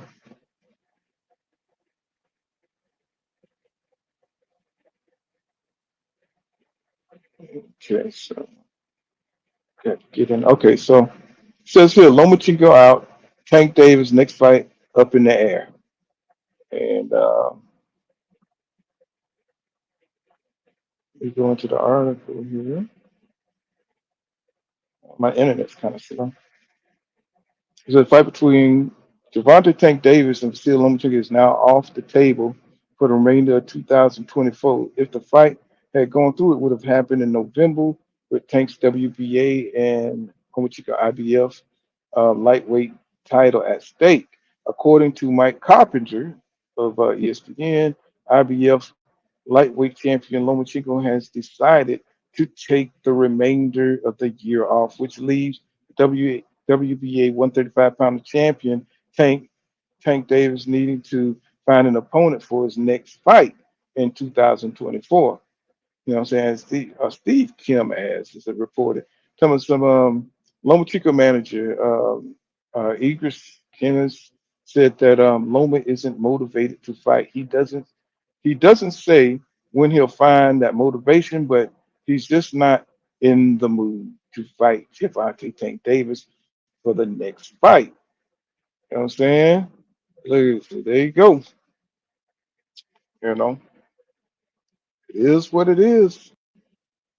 Lomachenko ain't trying to fight this version of Tank. You know what I'm saying? Tank right now is knocking out. He's laying people down right now. He's in his, what I'm saying, you could tell when the fighter is in his stride, and right now, Tank got the confidence. He's got the confidence out there to destroy Loma right now. Before, he kind of lacked the confidence. He's kind of shy. He wasn't even speaking well. You know what I'm saying? It's like now this version of Tank, I don't think he want to see. I don't think he want to mess with this version of Tank. Tank will go out there and end Loma. You know. He says all that Tank Duck Loma talk is backfiring on the haters. Well, he's 36 now. So you know what I'm saying? So the man is 36 years old. So he knows that he done lost a step. He probably see it in training, and maybe he wants to go over there and you know what I'm saying, do some different things and try to, you know what I'm saying, get the advantage, you know what I'm saying, and make himself, you know what I'm saying, because if he gets over there like Tyson Fury does, go back to England, boost up, and then you know what I'm saying, if he looks right, he'll come back for the fight. He said, how are you not motivated for making more money than you made in your whole career? He said that motherfucker scared. You already know he don't want to take that L. I shit, not too many people want to fight Tank now. He's in his prime, man. He's really entering that next level, of confidence. Not just his skill, his confidence is on another level. So, you can see it. He's got swag now, and you can see it in his interviews. Um, you know, at first I thought Tank had some issues. I thought he had a speech impediment or some shit, but that was just confidence. He just, he came out of that shell, and look what we got. And he was fighting well when he was in the shell. So now he's adding new wrinkles and new shots to his versatility, and he's got a high boxing IQ. So I think Loma see the tea leaves. He reading the tea leaves, and he see himself on that goddamn canvas. You know what I'm saying? He see himself knocked out. He saw Frank Martin. You know what I'm saying? He saw Frank Martin get beat down. He know if he get hit in the ribs or he don't want that uppercut. You know what I'm saying? And that boy explosive. That's the scary part. Is it don't take much room for Tank to explode on you. It don't take a lot of room. You know what I'm saying? His reflexes are ridiculous. So, Loma's like, hell no, I don't have the same reflexes I had 4 years ago. You know what I'm saying? I can't deal with that speed. I can't deal with that explosiveness or that power. He saw Ryan Garcia take it to the body and had to take a knee. So, what you think gonna happen to Loma? Loma ain't tough like that. You know what I'm saying? He says not motivated for the biggest fight of your career. This nigga scared. Yeah. You know what I'm saying? You can say that. I don't know how much of it is he's scared or he just don't want to lose. He just don't want to, because one thing about Loma, he mentally psychs himself out, because he don't even accept the losses that he's already took, you know what I'm saying, as losses. So it's something about his mental, the way he thinks, you know what I'm saying? Like he thinks that he's undefeated in his mind. But if Tank goes out there for you can't psych yourself out about that. You know what I'm saying? You can't lie to yourself, you know what I'm saying? Because you got tape of you getting knocked out. You know what I'm saying? You can feel it. Yeah. They say fighters never remember when they get knocked out. They say because you blank out, right? So you never remember when you get knocked out. But shit, if you got tape, because that's going to be a big fight, and they're going to be replaying that knockout. You know what I'm saying? You may not see it on ESPN, but you're going to be seeing it on BET. You know what I'm saying? And you're going to be seeing it on YouTube. You know what I'm saying? They're going to be playing that, you know what I'm saying, over and over. You know what I'm saying? Tank giving him that uppercut like he did Santa Cruz. You know what I'm saying? If you could set Loma up like that, that shit gonna be that shit gonna be terrible. He said Loma wants Tanks to cool down just a little. And Tank he's learned how to hone that intensity. You know what I'm saying? He's learned how to, to intimidate, like he did Frank Martin. I think he intimidated Frank Martin on that night. Tank Frank Martin just didn't have experience. He says no excuses, Bud and Usyk 36-37. Yeah, win the city assassin. He says, man, he said we've seen B Hop fight at 50. Fuck off. This someone is old at 35. Shit. Hey, hey, different fighters, man. They got different expiration dates. If you know what I'm saying. If you buy your milk, sometimes you can buy milk on a Tuesday. That shit be spoiled by Friday. You know what I'm saying. Sometimes you can buy it on Tuesday and it's good till next Wednesday.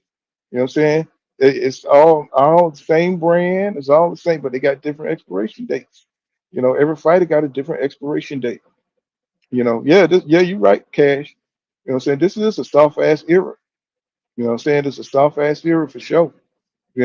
Fighters are more businessman than legacy, and that's just the game. I'm looking at Keyshawn, and I think Keyshawn could be a great fighter. Um, I think he could be a special fighter, but he's starting off all wrong already. Right now, Keyshawn Davis could be put into the mix. He already got a nemesis. He already got what I'm saying, a rival in Andy Cruz. He need to build his name off Andy Cruz.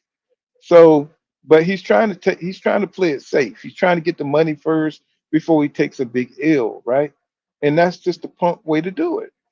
Saying go ahead and fight Andy Cruz and build your name. Y'all can have 2-3 fights, even if Keyshawn Davis lose to Andy Cruz. You know what I'm saying? They still got rematches. You know what I'm saying? Because those are two Olympian names. Two guys, two rivals from to the Olympics. And if I was Keyshawn, if somebody beat me 4 times, I got to see you. I got to see you in the pros. I got to, bro. I mean, it's just I don't understand what's wrong with these fighters. You know what I'm saying? Errol Spence Jr., Castano. That's a fight that could be made at 154 if Castano, you know what I'm saying? He gave us a great fight with Jamel Charlo, right? It would be even a bigger fight with Errol Spence Jr. because of their amateur history. So Keyshawn already got a built-in big fight. You know what I'm saying? A lot of people may not see it that way, but for boxing heads who know who Andy Cruz is, you know what I'm saying? That's a huge mega fight, bro. You know what I'm saying? Because they already got the history, right? And they're both are good. Now, I do believe that Andy Cruz is taking his boxing more seriously than Keyshawn because he's already looking like he's ready. Andy Cruz, and I think he's training with that in mind that he wants to take down Keyshawn Davis. And I think Keyshawn Davis feel that heat from Andy Cruz because he know he's coming and he know he's going to be calling his ass out. You know what I'm saying? So I think, Keyshawn, he's not talking about fighting Andy Cruz, whereas before he didn't want no part of him.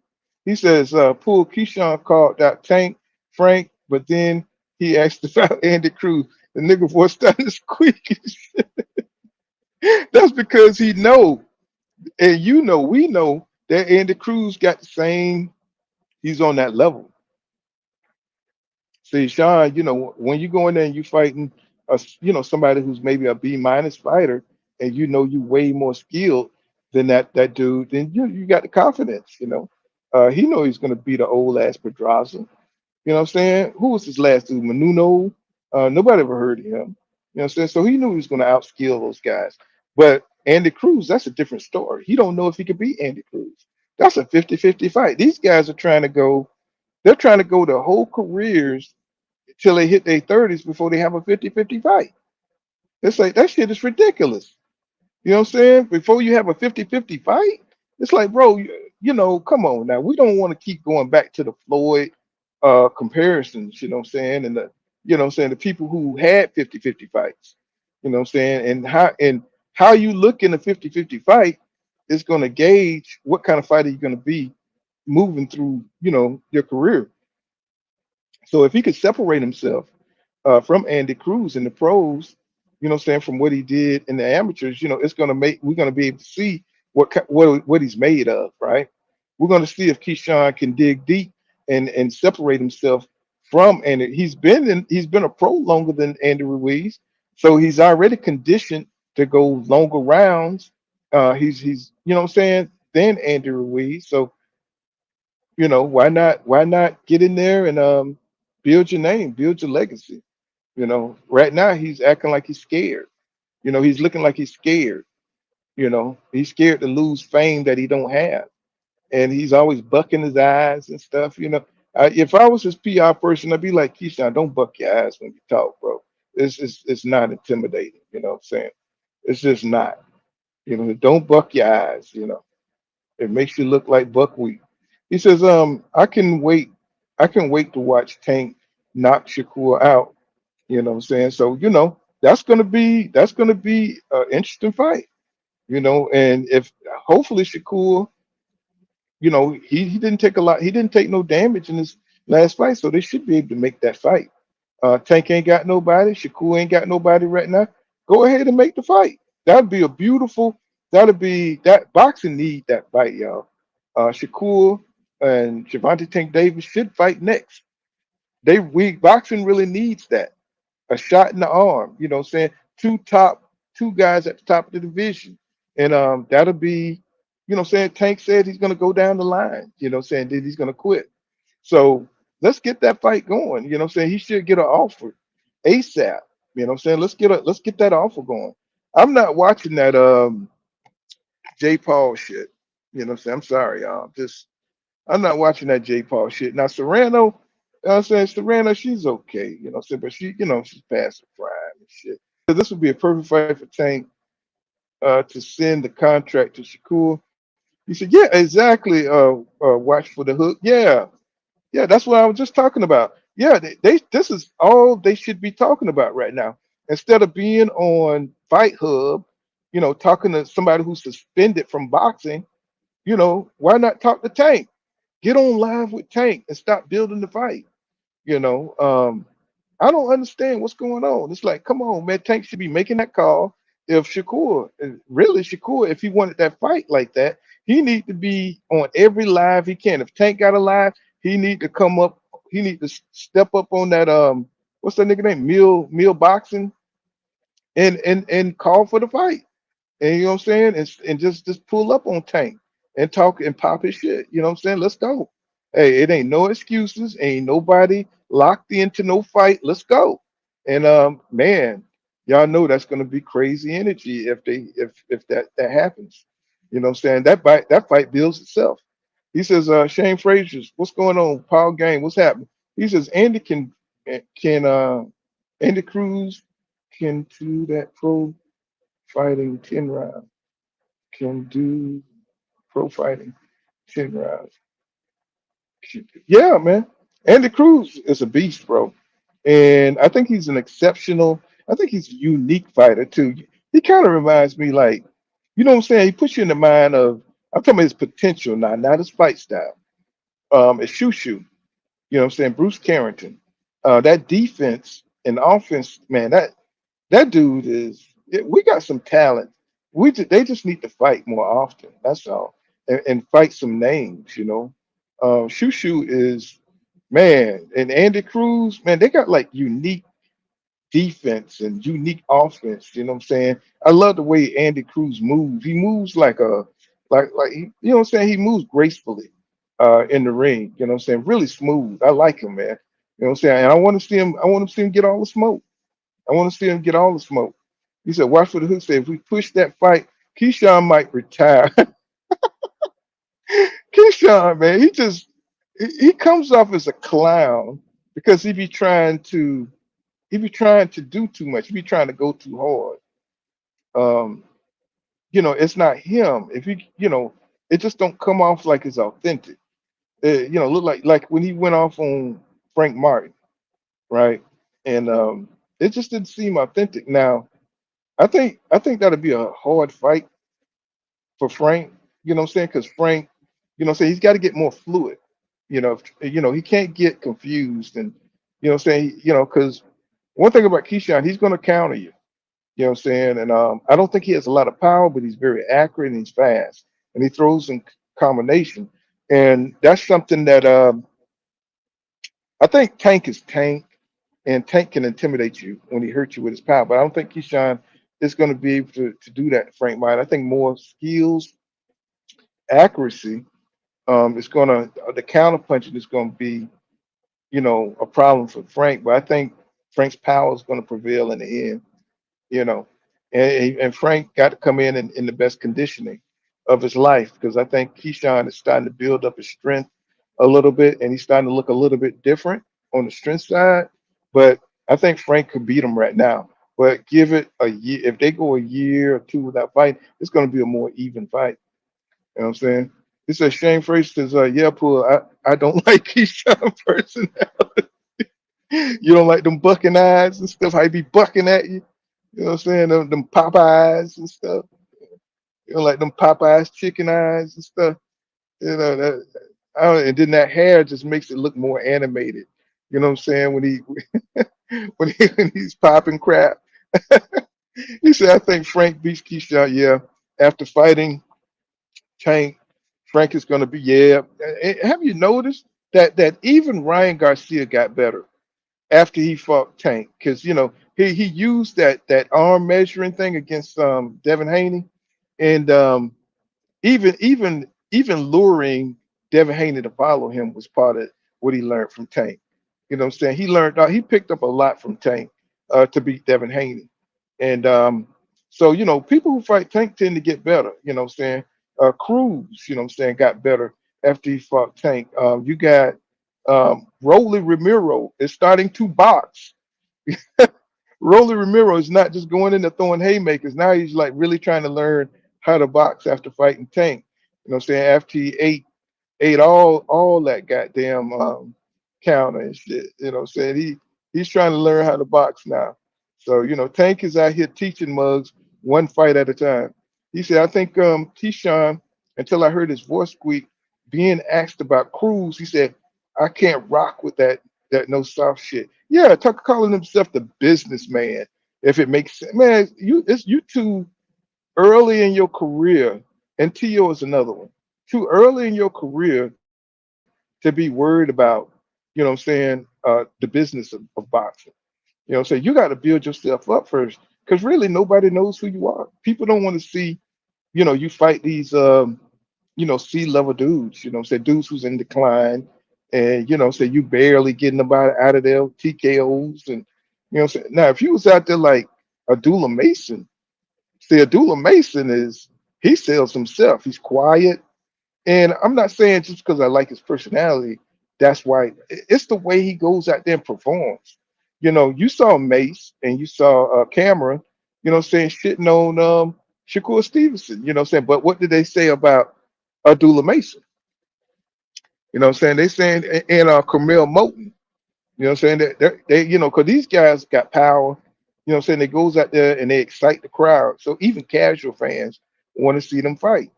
Shakur, Keyshawn is more on the Shakur side, and of course they train together, so they rub off on each other a lot. So he's going to need to get more sparring with different styles, I believe.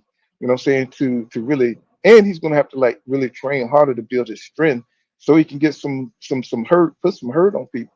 Dula Mason got power. Saying he reminds me of Sugar Ray Robinson, the way he throws his punches, right? Just very fluid, just very sharp, very accurate, very intentional. You know what I'm saying? I mean, he's just going out to hurt you. He's not trying to go 12 rounds with you. You know what I'm saying? He's trying to get your ass up out of there. Now, Abdullah Mason haven't fought anybody. Now, he hasn't fought anybody good yet.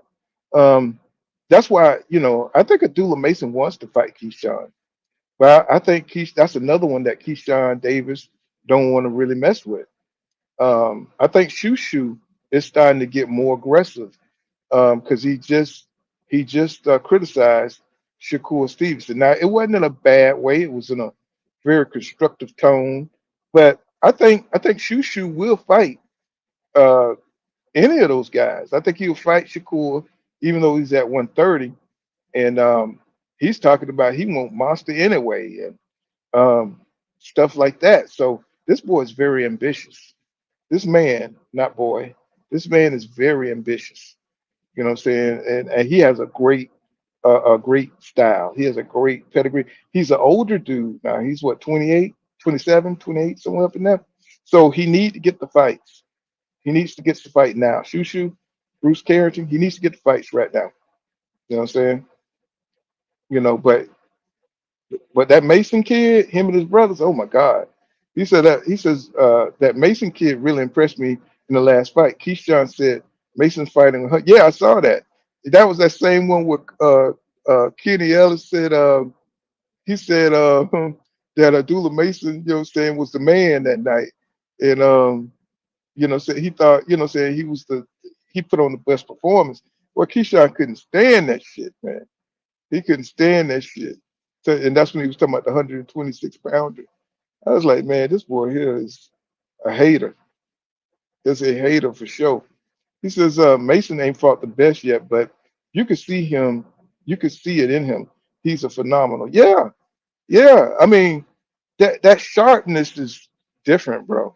You know, like when you see other sharp fighters when they were coming up, when you see like Roy Jones or you see Floyd or you see, you know, uh, not Virgil Ortiz, but Vernon Forrest, or you know what I'm saying, you just saw they were different, you know what I'm saying? They just had that extra, you know what I'm saying, that extra you know, ability to separate themselves, you know, that they was a class above anybody they ever faced. And they're able to figure it out, you know what I'm saying, when they hit the ring. You can see Mason, man, he's already when he engages, you know what I'm saying, you already see he's faster, you know what I'm saying, he's smarter, you know what I'm saying, he's just his boxing IQ is there, he's alert, you know what I'm saying, he's not trying to just, you know, keep you there and box you. No, he's trying to bust you up, man. And that's something I think is the crowd and the fans are going to really get behind when Mason really start stepping it up. You know what I'm saying? Having these step up fights and step up and fight somebody good. I think he's going to knock them out too, as special fighters should. You know what I'm saying? And I just think we got another good one in Abdullah Mason. I think he's going to the game at 135. You know what I'm saying? I think he's going to be that dude. You know what I'm saying? Yeah, he's a sharpshooter. But he got the power too now. But we got to see how it translates to better fighters. You know what I'm saying? Is he just getting those C class dudes up out of there? Or can he put that shit on like a Keyshawn Davis? Or you know what I'm saying? Can he put it on somebody like Shakur Stevenson? What that fight's gonna look like? He says, who's willing to give that young man Mason a shot at 35 though? Hey, it is what it is, man. Hey, it is what it is. He's got to break it in. He's got to break in, man. You know, he's got to start talking. He got to start calling folks out. Right now, he's just talking about all of them as they all do when they first start out. He don't want to make no enemies or whatever, but everybody can already see, you know, his talent. You know, it speaks for itself. So, you know, as soon as he get like a good step up fight, and he goes through that guy, um, shit, it's gonna be time. You know what I'm saying? You can't be friends with everybody. You know what I'm saying? You can't be buddy with everybody. At some point in time, you got to fight. You know what I'm saying? You got to fight somebody that's in, you know, in your camp. He said, who's willing to give that? Oh, okay, I read that. Cash Crypto said Mason's fighting guys that are long removed from 26, but 126, but Keyshawn brought Pedraza down from 140 to 135 to fight him is much weaker, in my opinion. Well, we know Keyshawn is being moved safely. You know, he's not somebody that anybody fears, you know.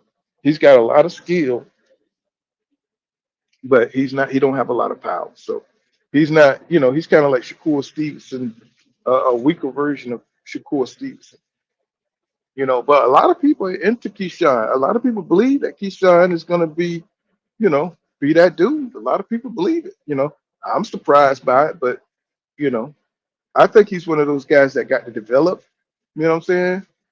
That's got to develop more. You know, I think if he stays in the gym, keep his head down, I think in increments he'll get better in increments. Whereas I think medulla masons, they got that shit inside of them already. You know what I'm saying? Even though they need to go, hit the gym and stay on top of their shit. But I just think his boxing IQ is different because of his gifts and things. I think that shit is inside Abdullah Mason. Whereas Keyshawn is going to have to work harder to maintain what he got. And I think Andy Cruz is another one of those fighters that just got it in him, like Jaron Ennis. Um, long as they don't have like a bunch of long layoffs and stuff like that, and they stay active. If Abdullah Mason stay active the way he is, shit, he's gonna surpass. Well, he's probably already surpassed Keyshawn Davis, to tell you the truth. As far as his effectiveness and his the threat, what I'm saying, is a top elite fighter at 135. I think he already surpassed Keyshawn. Tell you the truth, that's just where I'm at with it in my mind. But I think Keyshawn Davis feel that heat coming from Abdullah Mason, and what I'm saying, these kind of guys. And you got Schofield out there. You got Schofield out there too, but Schofield needs some work on his defense. He's got the power. He just don't. The boxing IQ ain't quite there, and he's got speed. He's got a lot of gifts that he need to put together if he's going to be effective. Because that was a dangerous fight for him against H2O, and I think H2O could have beat him. You know what I'm saying? Because at times he get lost in the fight. He don't know what to do, and that's against veterans that's much slower and older than him. So that's something he's going to have to work on. Schofield, and I think Schofield's going to be a bad boy. He just, he just need to get his boxing, his work on his craft, work on his defense mostly, and learn how to just box a little bit more instead of trying to go for the kill all the time with them wide ass hooks. You know what I'm saying? He got nice uppercuts. He just leave himself wide open. He get falumaloom all the time. He said, "Who willing to give that young man?" Oh, I've read that. So it's starting to get old and shit when you keep reading the same comment. He says, Mason fighting guys that are long removed from one to. Oh, I read that. Yeah, I'm getting old, y'all. He says, I like Keyshawn over Frank. He said Frank is bad at gauging distance. Yeah. And he says Olympic fighters are great at controlling distance. He said that's Frank's struggle. Well, Frank started late. Some of these guys been fighting since they were like, children, right? So they've been working with this stuff a lot longer than Frank. That's why I said the experience level. See, Tank been fighting since he was a kid. So, saying, he has the experience, saying, from all this stuff is just second nature to Tank. So that's why he can go in the ring, and his adjustment ability is so good because he's been doing this forever. He's been making adjustments, forever. For Frank, saying, he can make adjustments, but it's a little slower. I'm saying, against somebody like, been making adjustments the entire. It just comes second nature. It's instinct. So, I'm saying, that's the difference that they have over fighters like Errol Spence Jr., who started late, Deontay Wilder, who started late. I'm saying, Keith Thurman started when he was a kid. So these guys got an innate skill set to make adjustments. I'm saying, because they've been doing it forever. He said, I like. I read that. See, Keyshawn showed a big flaw in getting gas quickly in his last fight. Say any guy with skills can rough him up and possibly knock him out. Yeah, I could see Keyshawn getting knocked out by Abdullah Mason or anybody with a explosive skill set. He don't strike me as somebody who's unbeatable. I just think he needs to muscle up. I think he needs to get some more sturdiness to him, because he looks like he just looks like he just looked like he can't take a shot. He's got chicken legs and a lot of skill. Now, much respect to Keyshawn Davis. A lot of respect for Keyshawn Davis, but he don't look unbeatable. He's just fighting guys that he can, say, open up on. And it's when you keep having showcase fights, you don't really know where you really are. And that's the problem with Keyshawn. Even though he fought Pedraza, but he fought a weight trained Pedraza, and a Pedraza that's beyond his prime. So, they need to like really match these guys up with dudes they know that's going to help them, what I'm saying, against the better competition. Unless you have no plans to fight the best competition, it's just going to hurt him. And even though he's talking a lot of shit about fighting Frank Martin, he don't want that. He don't want that smoke really, because that's going to be a real test for him. And saying if he understands Frank Martin, he can really pop. So Frank Martin be taking mugs out. Saying he done sparred a lot of these guys, and Keyshawn, he's kind of a lot of hot air. He's a lot of hot air. Saying he's not that dude. Saying? Yeah, there's a major gap. Yeah. There's a major gap between fighting Brad Goodman match made fights on Top Rank and wanted to fight Tank or Frank. Yeah. You know what I'm saying? And but McKeel Riviera's still out there too. Why not fight McKeel Riviera? You know what I'm saying? He's out there. I don't know. I don't know if he moved to 140 or not, but I'm pretty sure McKeel Riviera would take that fight if he could still make 135. If he could still make 135, but that's a good fight for him because he's a mid-tier fighter that's on the cusp of becoming elite. So I think that'd be a good step-up fight for Keyshawn. Saying for Keyshawn or Medulla Mason, that'd be a good fight for all them guys. Saying it's about McKeel Riviera, shit, that'd be a hell of a fight. You know, that's if he could, if he could operate at 135 anymore. Saying so that'd be awesome right there. So shit, I want to see it. I'll pay money to see that. But right now we got to get Tank in there with Shakur. That's the fight we want to see, and there's no excuses now. Let's say if he fucks around and saying try to fight somebody else, because right now he's on Fight Hub, talking shit with Ryan Garcia. Saying he needs to be he needs to be trying to get that fight, get Jay Prince to send a contract or say try to negotiate uh, with Tank Davis. So that's who he should need to be talking to, because there's no reasons for this fight not to happen. There's no Cruz got him a fight, so he can't fight Cruz, right? Um, who could get in the fight? Lomachenko, he out. So there's hey, it ain't nothing but Shakur. So Tank, he's in his prime. There's no reason why that fight can't happen. There's no reason why that fight can't happen. I don't want to see Shakur trying to turn down no money that's headed this way, because if you beat Tank, then you instantly his career would be, what I'm saying, he'll be a superstar if he beat Tank.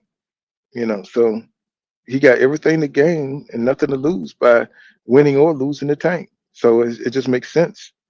He would. What is he going to cry about? What is he going to cry about? You know, I mean, if he, what I'm saying, if he loses, or he got nothing to cry about, because Tank, is that man. He's the cash guy. He's the king of the division. So it is what it is. So I just want to see Shakur talk that shit now, and just like he's been talking, what I'm saying. So that should be the number one thing that's on his mind right now, getting that Tank fight. So there's nothing else out there. So as far as Devin Haney, looked like Devin Haney fell off. Saying we don't know where he's going to pick up at. Saying it's he shouldn't let his name um saying die out, because saying he don't he's built himself up. I think if he's okay, he should go ahead and dive into another fight. Saying before strike while the iron's hot. Well, saying, and like really try to Matias looks beatable now. Saying maybe take that Matias fight to get the vultures off of you. Saying fight a Matias, go out there and dominate Matias. And so these people can they smell blood and weakness right now. So, go out there and fight Matias and beat his ass and shit. So people will look at you like they looked at you after you beat Regis. He said, this moment we find out if Shakur want to fight exactly. And if they don't, that's going to be bad for boxing. That's gonna be a bad look. It's gonna be a bad look because now it's like when you have those two dogs and stuff that be barking between the gate, and then you open the gate and they go their own way. You know what I'm saying? That's what the shit's gonna look like. You know what I'm saying? Two barking dogs, two chihuahuas just acting like they're gonna destroy each other. Boy, you open that damn gate and they just chill out. It's like, but you put that gate back again, they growl and you know what I'm saying? So Cash Crypto say, he says Al Hammond don't be he said Al Hammond don't be doing guys wrong. He said Shakur has no leverage to negotiate. He needs to accept. That's what I'm saying.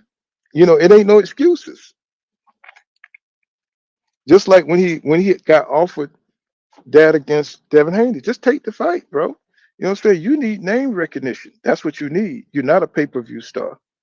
You know what I'm saying? You just need name recognition. If you know you can beat Shakur, I mean, if Shakur knows he can beat Devin, just take the fight, bro. You know what I'm saying? It's like, and then your next fight, you'll make that money because you just beat Devin Haney or you just beat Tank. So go ahead and fight the next fight, man. Go ahead and get that money, bro. Some of these guys be hustling backwards. It's like they want the money first. Says, well, it is what it is. Cash Cooper said, I think it's obvious what kind of time Tank on. He said, we see if Shakur is ready for the smoke or just capping. Right now, that's what we should be talking about today. Well, that's what they should be talking about right now. Like I said, he shouldn't be on some live with Ryan Garcia talking about he's going to fight him after the suspension. Right? You just doing Ryan a favor by keeping him relevant. Get into all this controversy stuff, and talking about bite your balls off, and it's like, bro, we don't want to hear that, bro. That's not something, what I'm saying, we want to hear. We want to see Shakur pursue this Tank fight.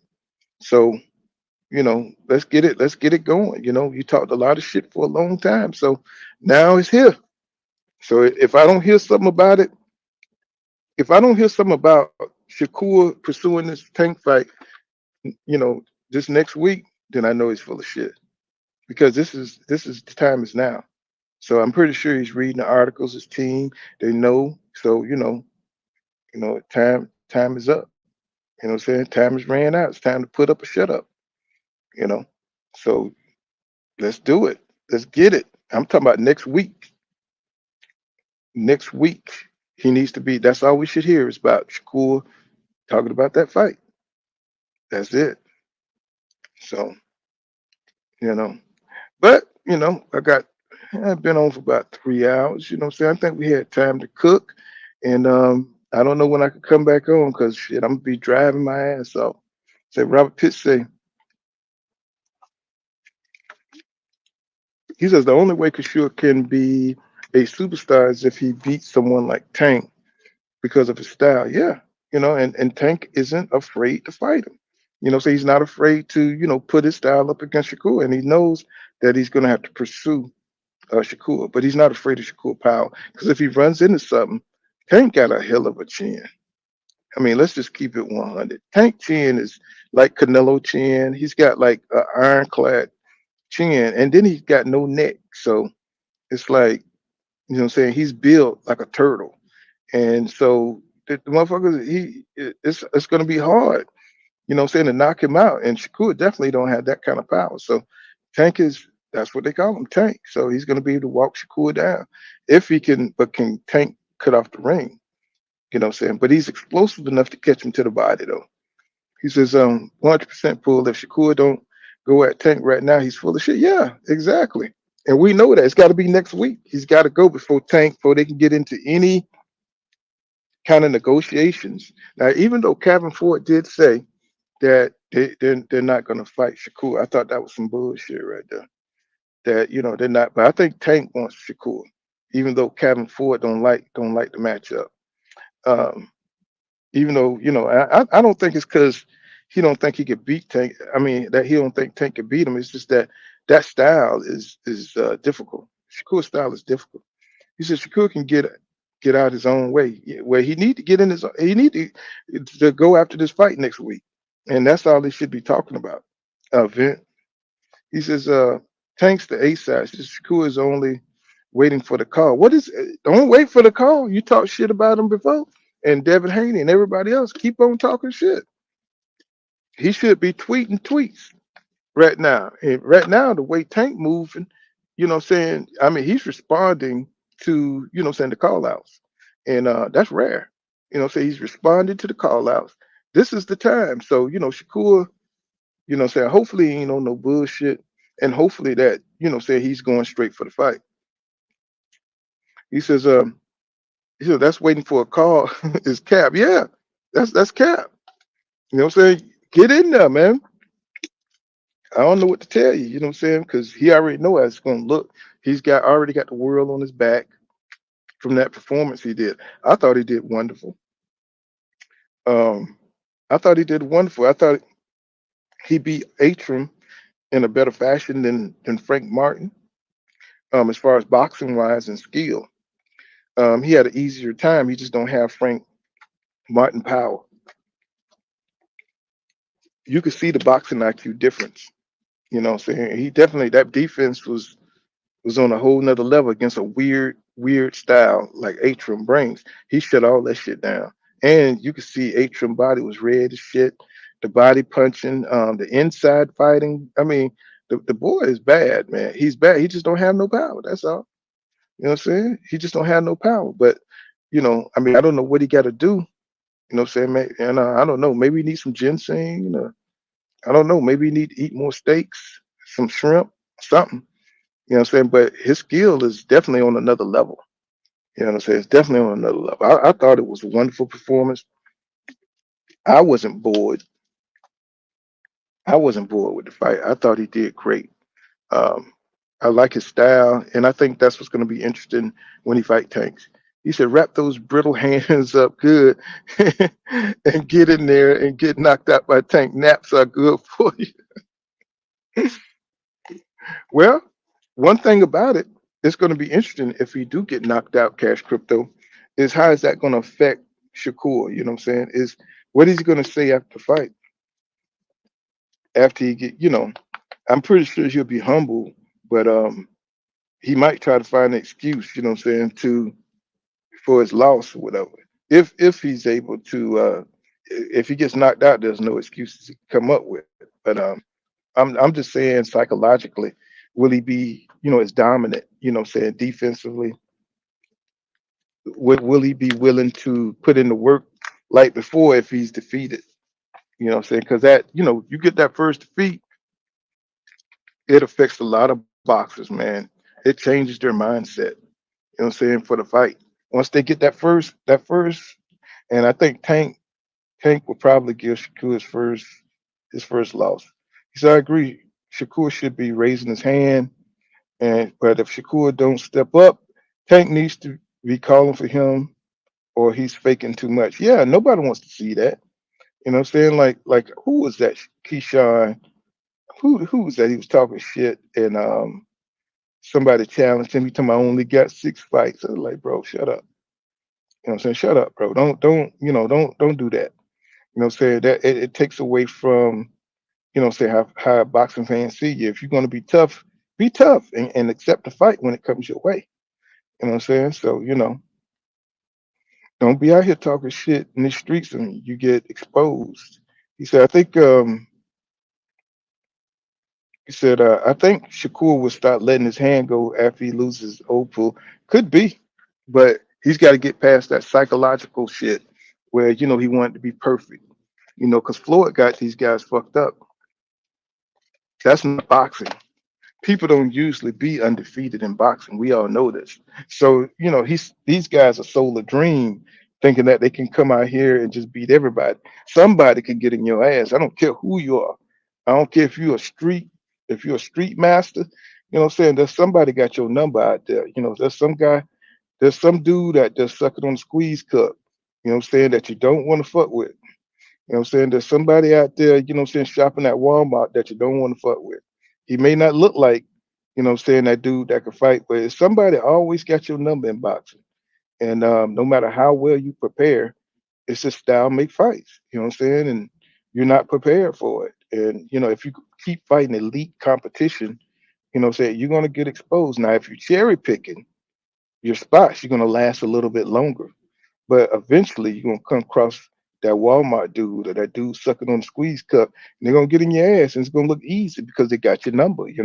It's just something that you can't adjust to. But if you cherry pick like these guys of this generation, that's what made the Pernell Whitaker era so good because these guys fought each other, despite the styles, what I'm saying? Chavez fought Pernell Whitaker, even though the fight was he got outclassed, what I'm saying? I think they call it a draw. You know what I'm saying? But he still fought that man, Oscar De La Hoya. Even though, he may wear fish nets and he like play with utensils and shit like that. But man, my motherfucker was a beast in the ring. So he would fight anybody. So we're missing that from this era. These guys, they're just cherry picking too much and they're taking too long to make the fights, you know what I'm saying? And they're not pushing for the fights. They're not calling for the fights. They're not, doing what it takes to promote the fights, you know what I mean? They're just talking too much shit, trying to be too cool. And it's like you don't feel the menace, the menacing threat, the danger, nothing like that. It's just like, bro, it's like y'all just stay too clownish, too buffoonish. Get out here, stop popping shit like a kid, and say what you want to do.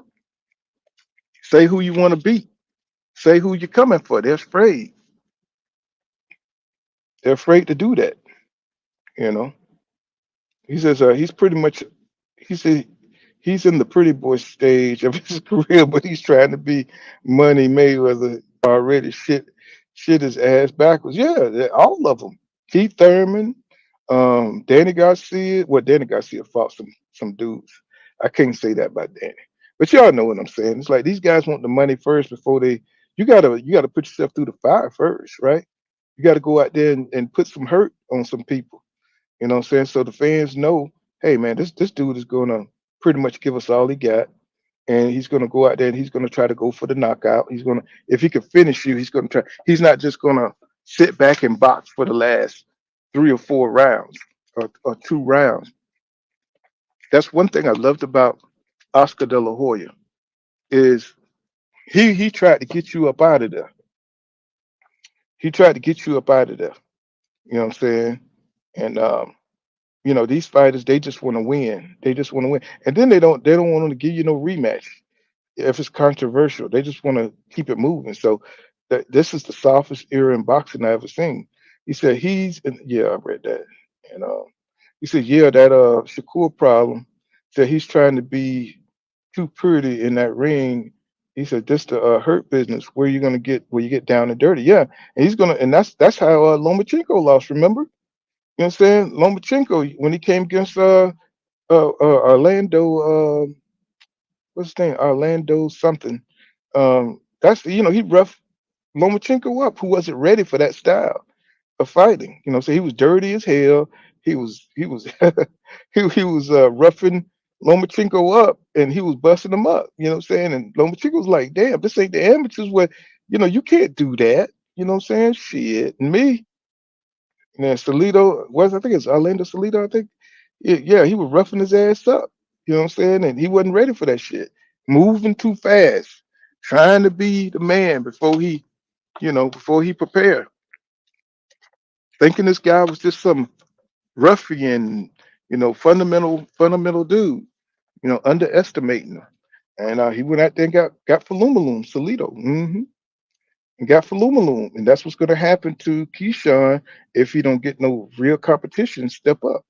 You know what I'm saying? Because he got to keep them skills up. He need the experience. He need to think his way. He need to fight somebody who's tough to help him think his way through so he can learn how to make adjustments on the fly. He says Purnell was that defensive master that swim without getting wet. She said Shakur ain't even close. You know what I'm saying? Well, Purnell had a little power. That was the difference. He had a little power, and his boxing IQ was, because he had power, he was able to do things that Shakur can't do. You know, Purnell could knock your ass out. You know what I'm saying? Catch you, and he could keep on. He could stay on top of you. like he did Roger Mayweather and stuff. So he can stay on top of it. Keyshawn and Shakur, they don't have. Yeah, they could knock out lower competition. Well, as you move up with people who got tens, people who put in the work, people who really dedicated, it's harder for them. But Pernell, it didn't matter who the hell you were.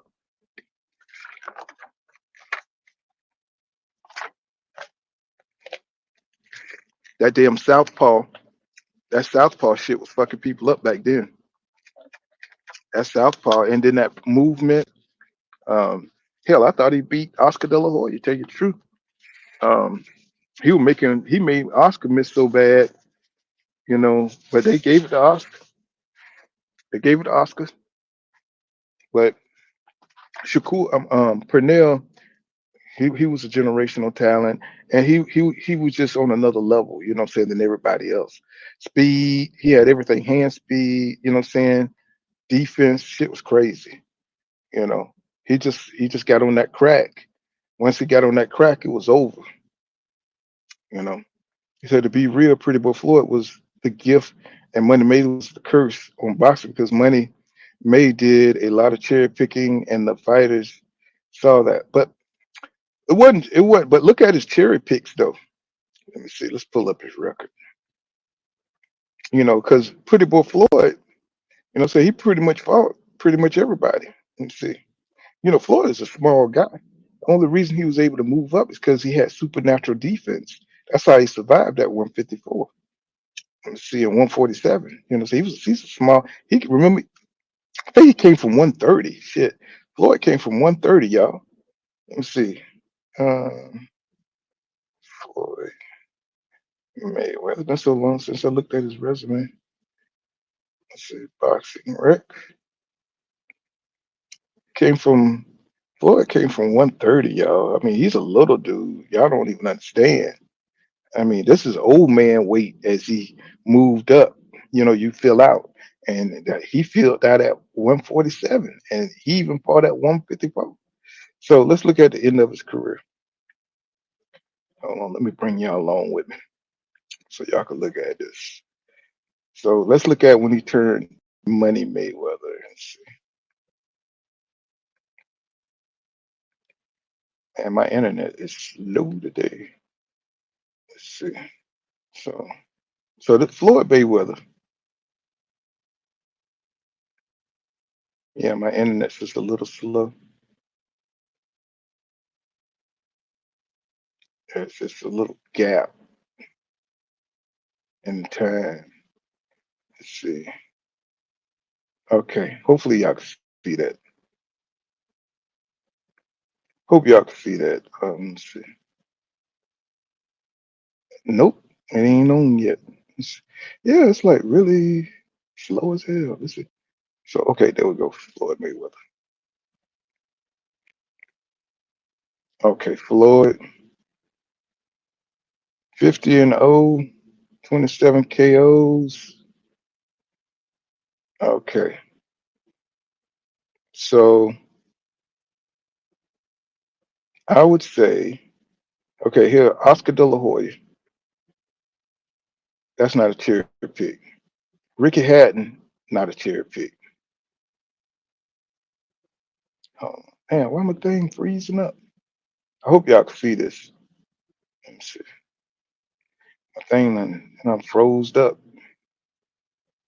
Man, this box wreck be tripping. Okay.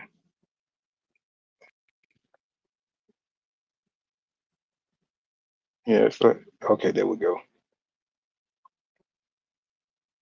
Okay, he fought Miguel Cotto. Okay, he fought Canelo. Now that's when he was 36-year-old right here, right? He was 36 when he fought Canelo. He fought Sugar Shane Mosley. He fought. Okay, let me see this. This when he came back. Okay, after his 2-year layoff in 2009. Okay, he fought Marquez, Sugar Shane Mosley. Victor Ortiz was up and coming. I mean, he was hitting hard back then. You know what I'm saying? He wasn't exactly on the level of Floyd Mayweather. When my shit freezing? Okay. Marcos Madonna. Now that was in the Money Mayweather era. Now he fought him twice. Then he fought Manny Pacquiao. Now here, excuse me. So he fought Manny Pacquiao, 2015. Let me see. Now here's what the cherry that this was a cherry pick. Andre Berto. Now this is at the end of his career. Man, this shit here is. I think he fought Conor McGregor, um, and that was his last two fights.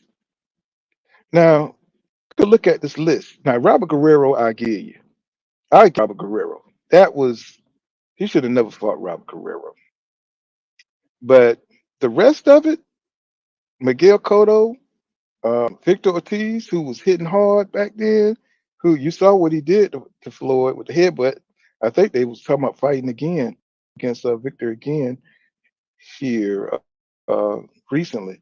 Then you got Sugar Shane Mosley. Man, these are good fights. These are good fights. You know, it's not Zab Judah. It's not, um, you know, Demarcus Corley was a good fight too. That was a hell of a fight. But that's when he was pretty boy. You know, so but those Money Mayweather, he got maybe what? He got maybe one fight in there that you could say that's a cherry pick. You know, Robert Guerrero. I give you Robert Guerrero and Berto. So but he wasn't near doing the shit that's Canelo's doing right now. Canelo done Canelo been on auto cruise for a long time, just beating up European fighters. You know what I'm saying? You know, fighting them damn setups. You know what I'm saying? He's been on bullshit for a long time. I don't know what's going on with my internet. I'm sorry, y'all got me stuck.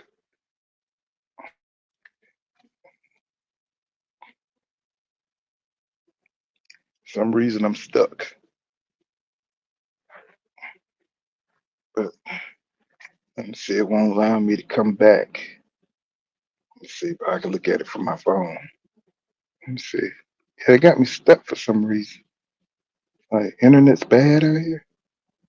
Okay, there we go. There we go. So I'll give you Robert Guerrero and I give you Berto. You know what I'm saying? Andre Berto. But shit, the rest of them, Sugar Shane Mosley, he had just beat Margarito. I mean, and he was on PEDs. Let me see. Shit, Marcus Madonna twice. Marcus Madonna was a beast. So, you know what I'm saying? I don't know. I mean, I can't agree to that. You know what I'm saying? He had a couple of cherry picks, but not like people are trying to make it out to be. You know what I'm saying? Not what people are trying to make it out to be. You know. He says, "How can you look at Floyd resume and call him?" Yeah, man, it's yeah, yeah. I'll give you Berto and I give you Robert Guerrero because that Robert Guerrero wasn't shit. You know what I'm saying? He was okay, but you know he wasn't elite. You know, he says you can argue. He says you can't argue with a hated. I mean, but we just looked at his resume. You can't call Marcus Madonna a cherry pick, bro. You saw how he fought. That motherfucker threw almost 1,000 punches in a round. You know what I'm saying? So I mean, he was game, and he got skills. So you know what I'm saying?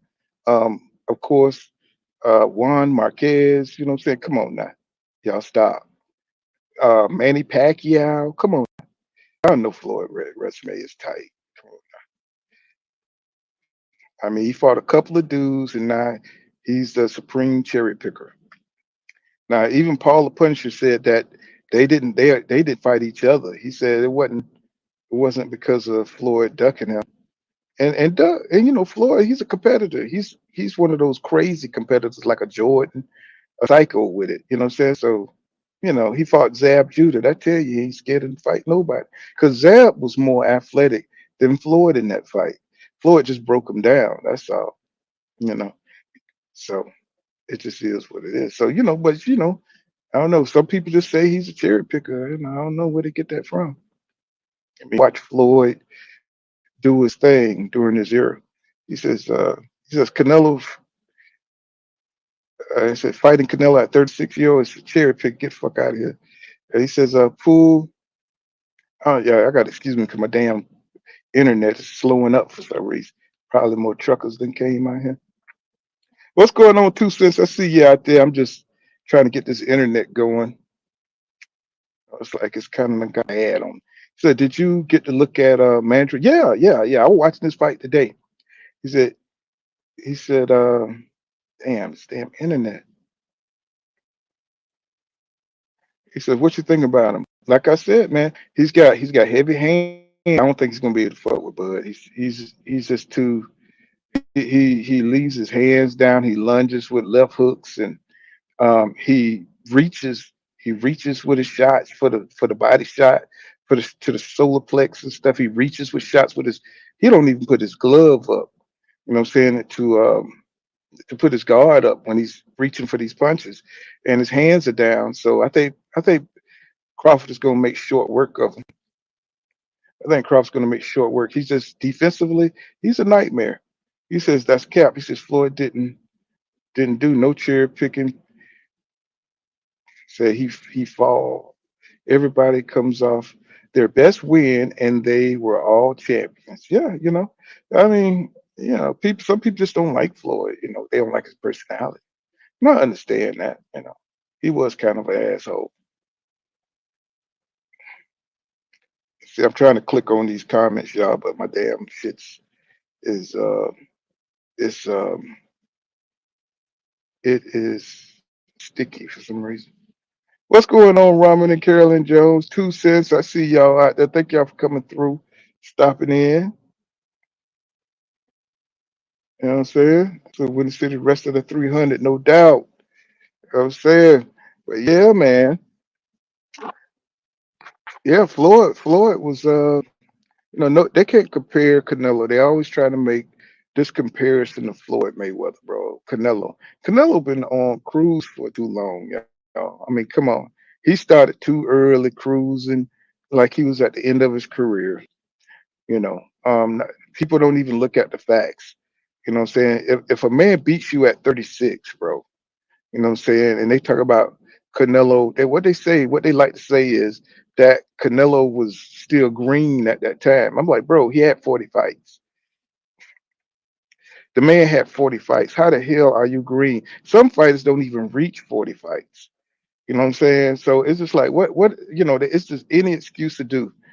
Just like the clenbuterol that was in his system. You got busted for taking something, bro. Take the accountability, and people know now that you use shit to get an advantage in the fight. So if you do that with clenbuterol, why wouldn't you use PED? So it's just a no nonsense thing. But they still respect Canelo. I don't know why he get a pass, but he don't get a pass from me. He definitely don't get a pass from me. It just is, it just is what it is. He'll never get a pass from me.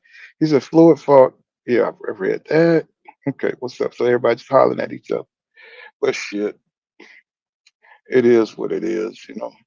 So yeah, got about 3 hours, 38. That's a good cook. You know what I'm saying? I don't know when I beat it. He says real talk with that logic. He says Andre Ward was still green.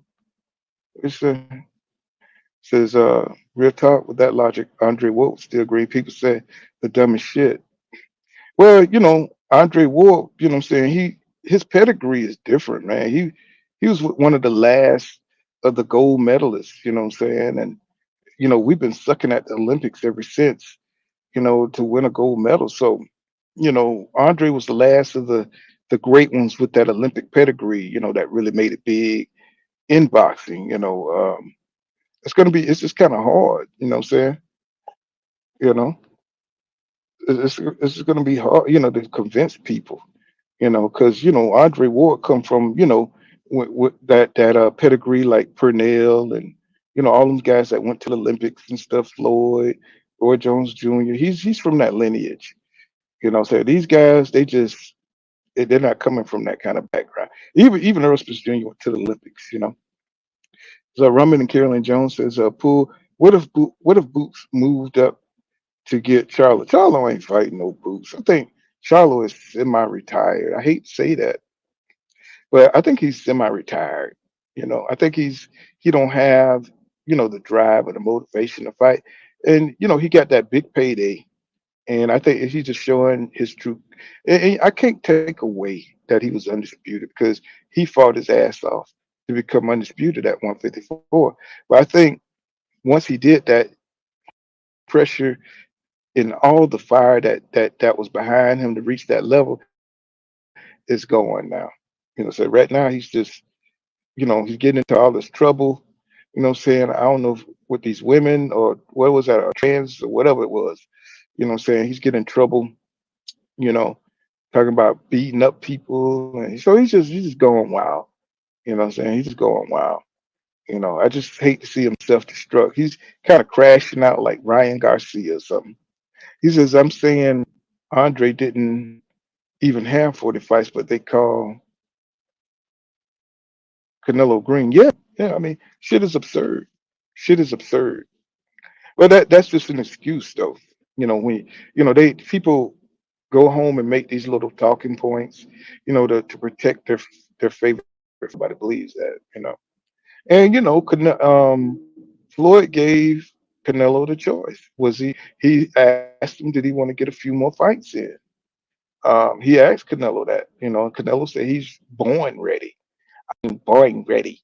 You know what I'm saying? And he went out there and he got aluminum. You know, he thought he was born ready. He got aluminum. You know what I'm saying? But my thing is, how do you become the face of boxing when you lost? Say you lost to the face of boxing. You're supposed to win, you know, to become the face of boxing, but you lost. So how do you pass the torch when you dropped it? I don't know. Boxing different nowadays. You're supposed to beat the legend. The legend ain't supposed to beat you. And Floyd flipped script on that shit too. That's another thing Floyd flipped script on. He flipped script on passing the torch. And so maybe that's why we see fighters not willing to get in the ring now and pass the torch to like a Jaron Boots Ennis. These fighters are not trying to pass the torch. That's just a thing of the past. That is just a thing of the past. So, but y'all, what I'm saying? We done put in pretty good cook. What I'm saying? I gotta get some sleep. I gotta get up and take a drive. But I appreciate everybody. I'm sorry for everybody who got here later, but we'll be back. What I'm saying? I just got to get some time off. These people done gave me another week. What I'm saying? So I got to run for another week. So I'll have 5 days off and we'll cook then. I'm saying peace, all things. I appreciate everybody coming through, and see you guys in the next one, man. And what I'm saying, peace out.